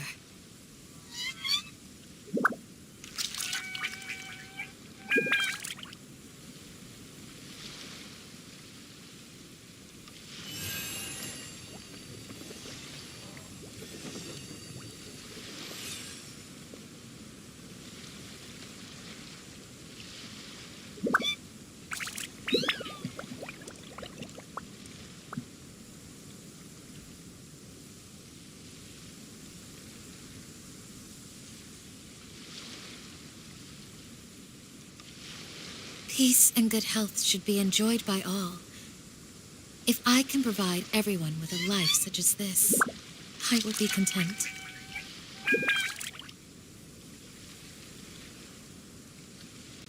Mavahaxen. At Miss Denamadonis you can get whatever character you want as your VTuber model.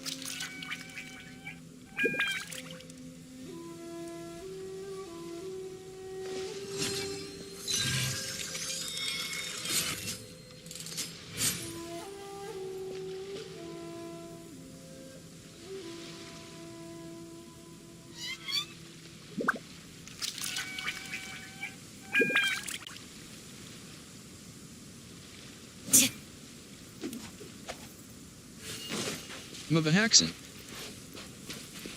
It is on my portfolio that I sent.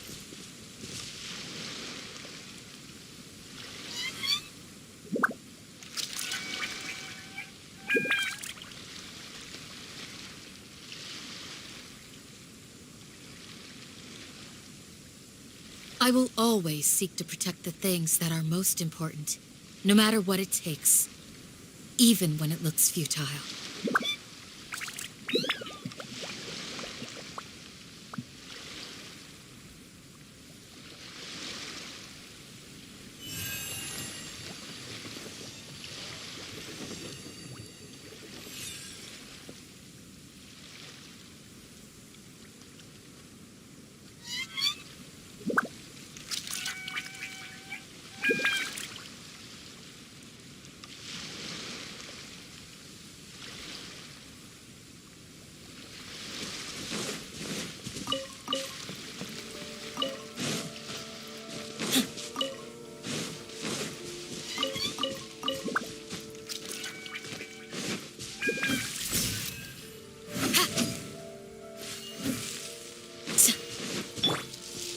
Check this out!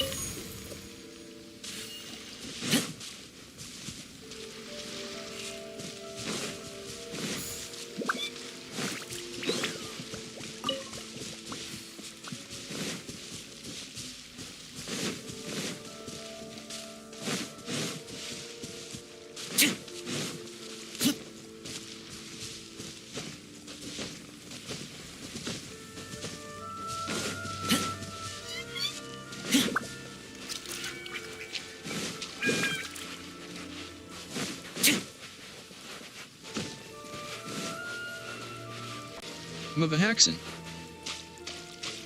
That is not how it works. It is on my portfolio. You can buy the VTuber model. I'll design it for you.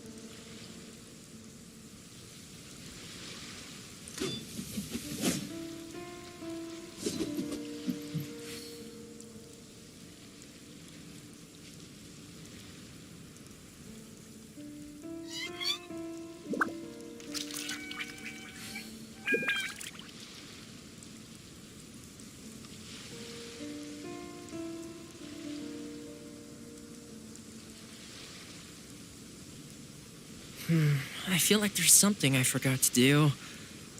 I tidied the courtyard, put the tea on. It's probably just my mind playing tricks on me.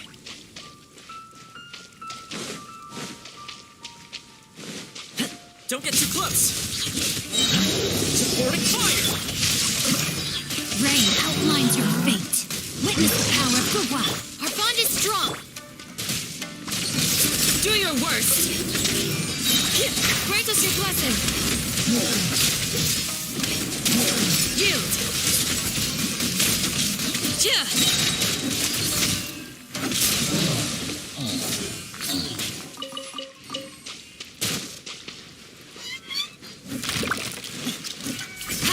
Mavahaxin. I will help you, but with the model you buy I can't let you download my models because it will be under copyright.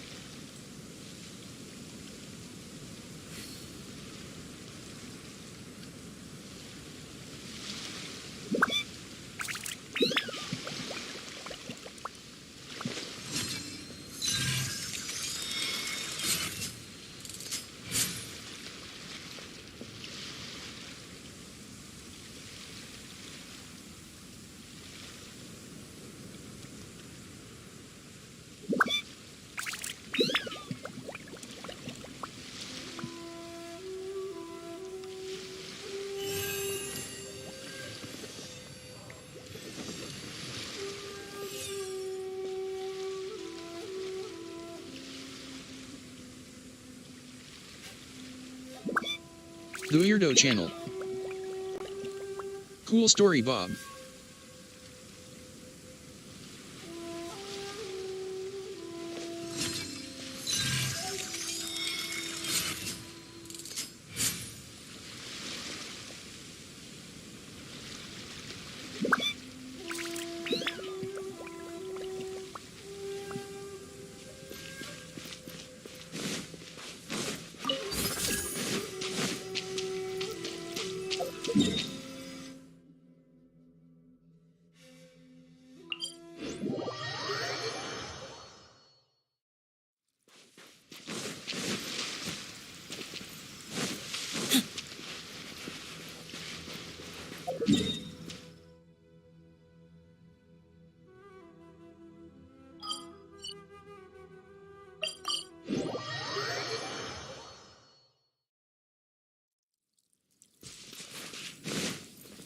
Mavahaxen. Wait a sec.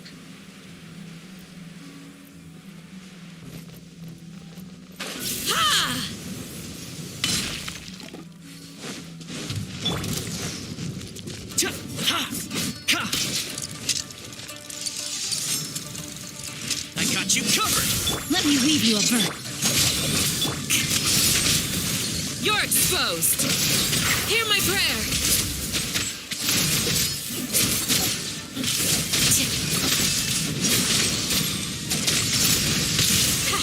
Too easy. No, my sword.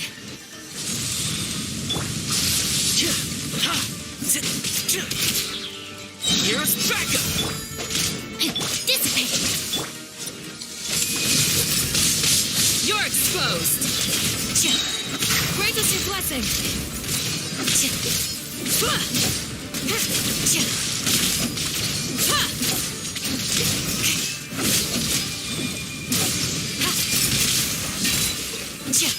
Fire it up. No, my sword. Rim cutter. I got you covered. Do your worst. We shall prevail. Yield.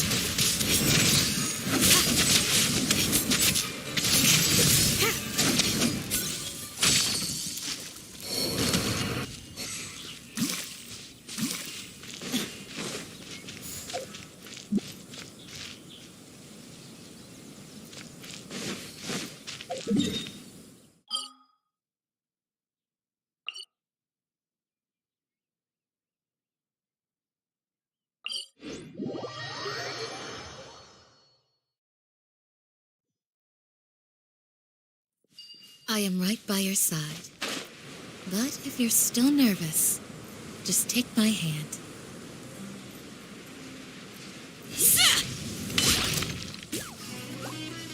Do your worst.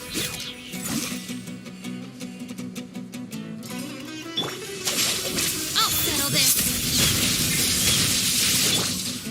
Yield.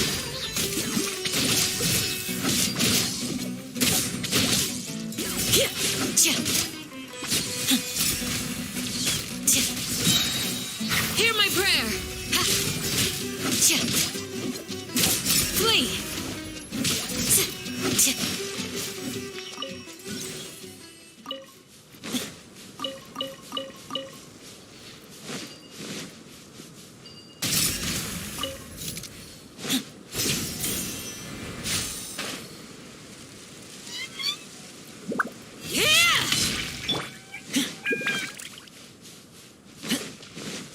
Don't get too close.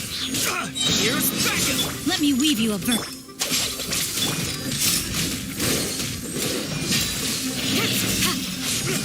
That was.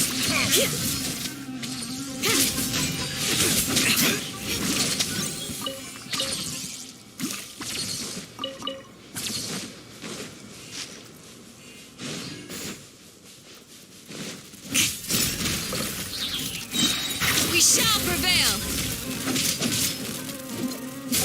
Mavahaxen.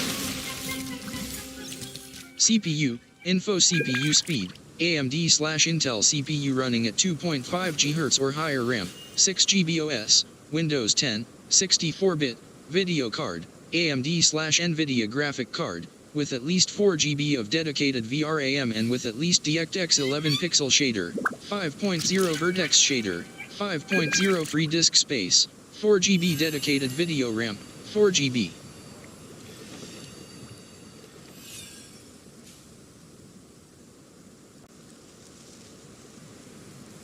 Mavahaxen. These are the configuration you'll need for running VTuber model.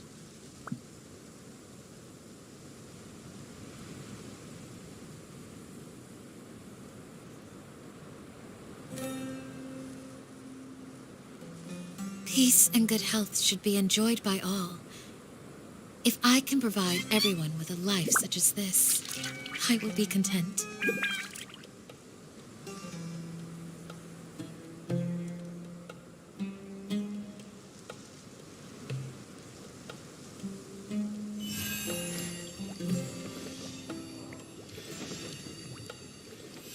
Mavahaxen.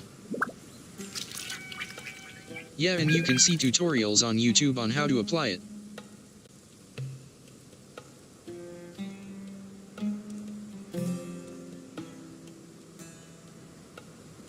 A shield is not enough to protect the most important things. That's why I must also wield a spear.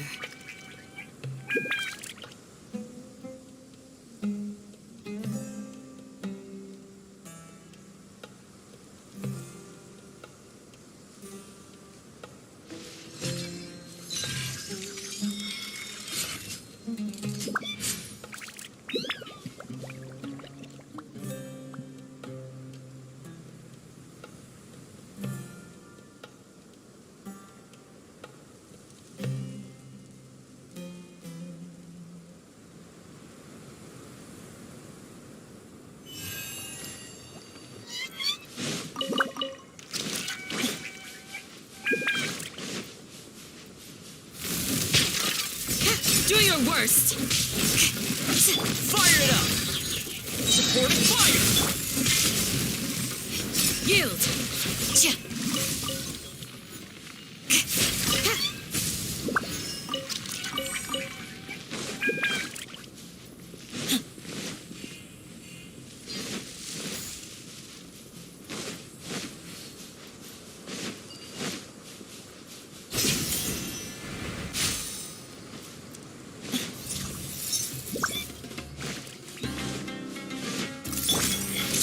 Don't get too close! Witness the power of Gugwa! Huh? Rain outlines your... Here's Becca! Stand with me! Lightning Spherical! Hear my prayer! Blade!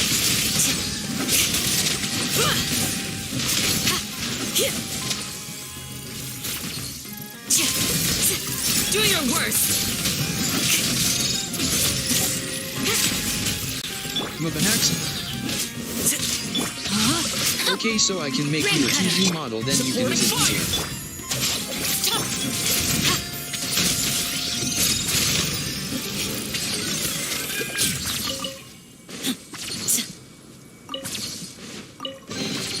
What do you think? Anything catch your eye?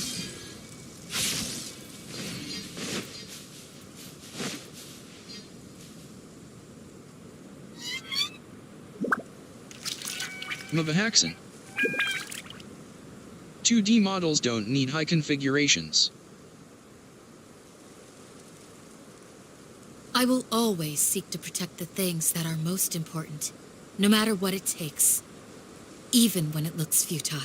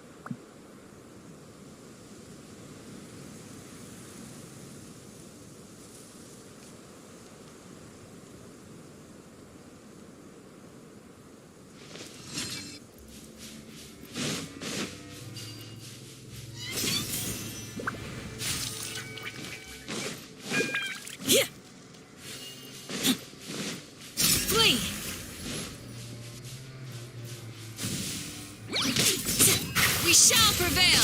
Do your work! Check this out! No, my sword! Dissipate!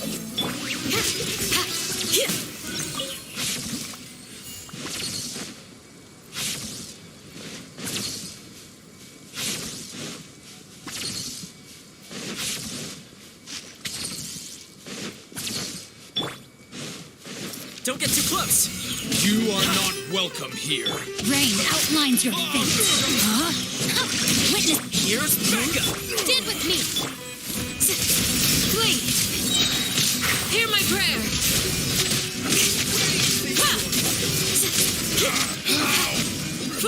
Do your worst.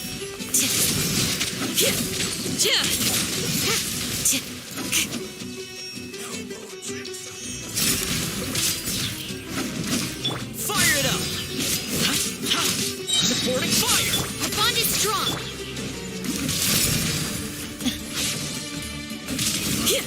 You want this one? These look surprisingly useful.